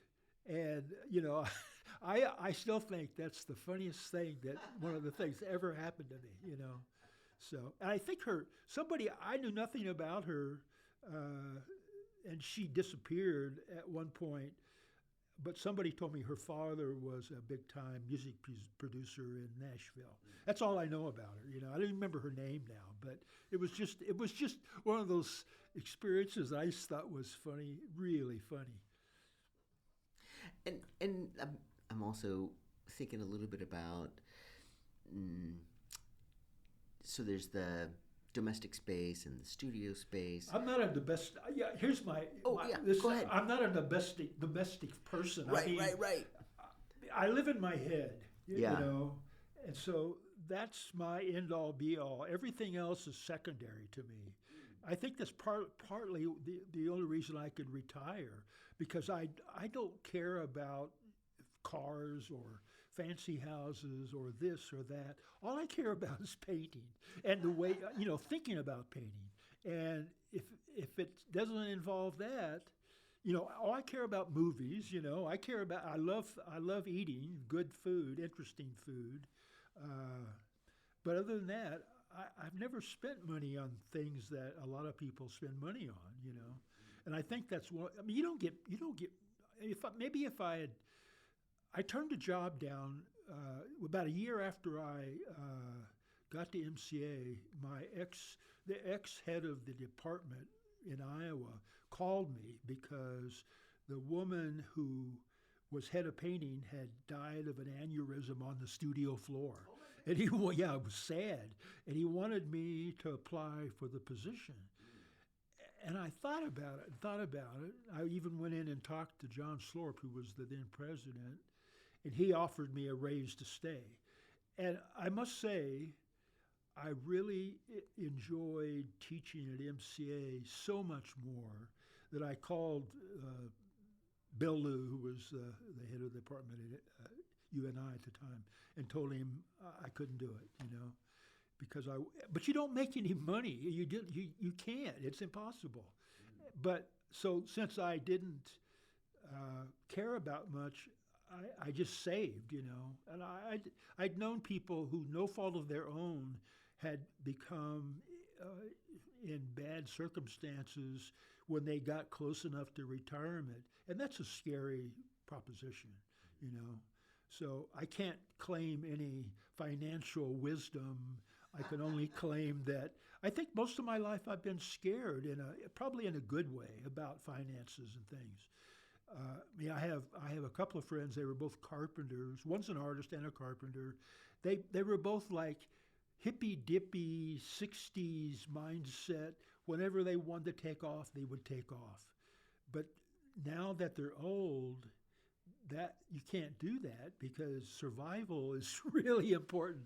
So now, I think they both had to take Social Security, and they both worked for themselves their entire lives. So they probably get, I'm guessing, I think they told me at one point, both of them, they probably get about $400 a month off of Social Security. It's impossible, So I've been lucky in that way. Right. And then I'm curious thinking about what's happening in the studio now. You mentioned those wings and how you were working on these really large wings. Yeah, well, they're old now. But they're still unfinished, and I want to finish them, but I think I've got the idea. I just have to pursue it and then focus on those. But otherwise, I work in my sketchbooks and I work on small scale. And then if I remember one of the women out to the printing place said, "Oh, if you wanted, because the DPI is so high, 1200 DPI, we could print these like 90 inches square and you wouldn't lose any information." I'm never going to work that big again, Right. So. Nice. Talk to me a little bit about what you're looking forward to. Oh, this thing is really giving me trouble. Talk to me a little bit about what you're looking forward to. In my work, in my art, in my life, all the things. I think I'm 80. You realize that? Don't become 80 is all I can say. It's a very weird, surrealistic time of life, and I guess you do a lot of things at this age. You look back over your life. I do have regrets, but for the most part, I've lived on my own terms. One of the reasons I really enjoyed teaching was I was my own boss, so to speak, within limits, because you have to create a product which is the student's knowledge and their ability. But that was always that was a challenge and a very high-level game for me.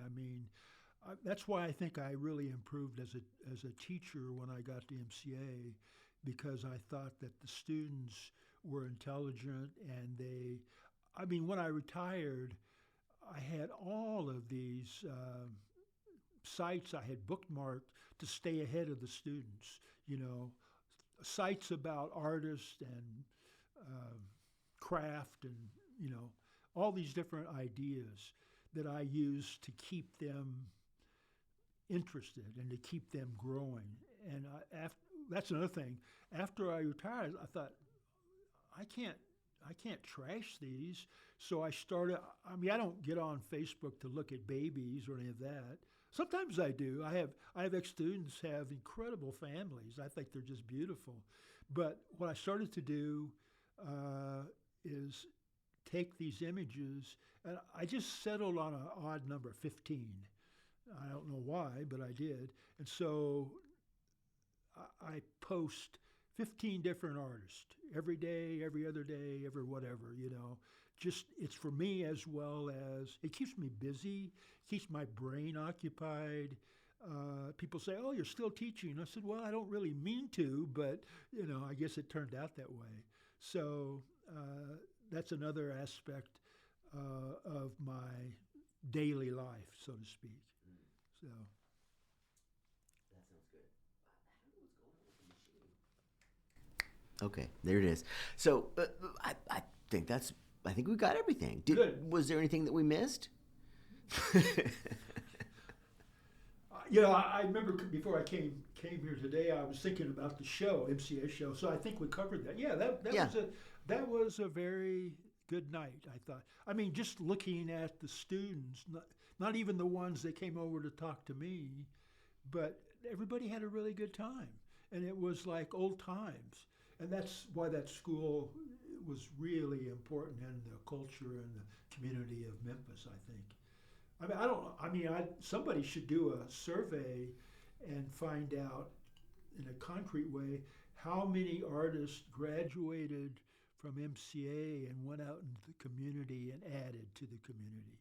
And I think they're going to find a lot. Right. So. For sure. Great. Thank you, Fred. You're welcome. I appreciate it. That was. And that was the edited version of 2 interviews that I did with Fred Burton.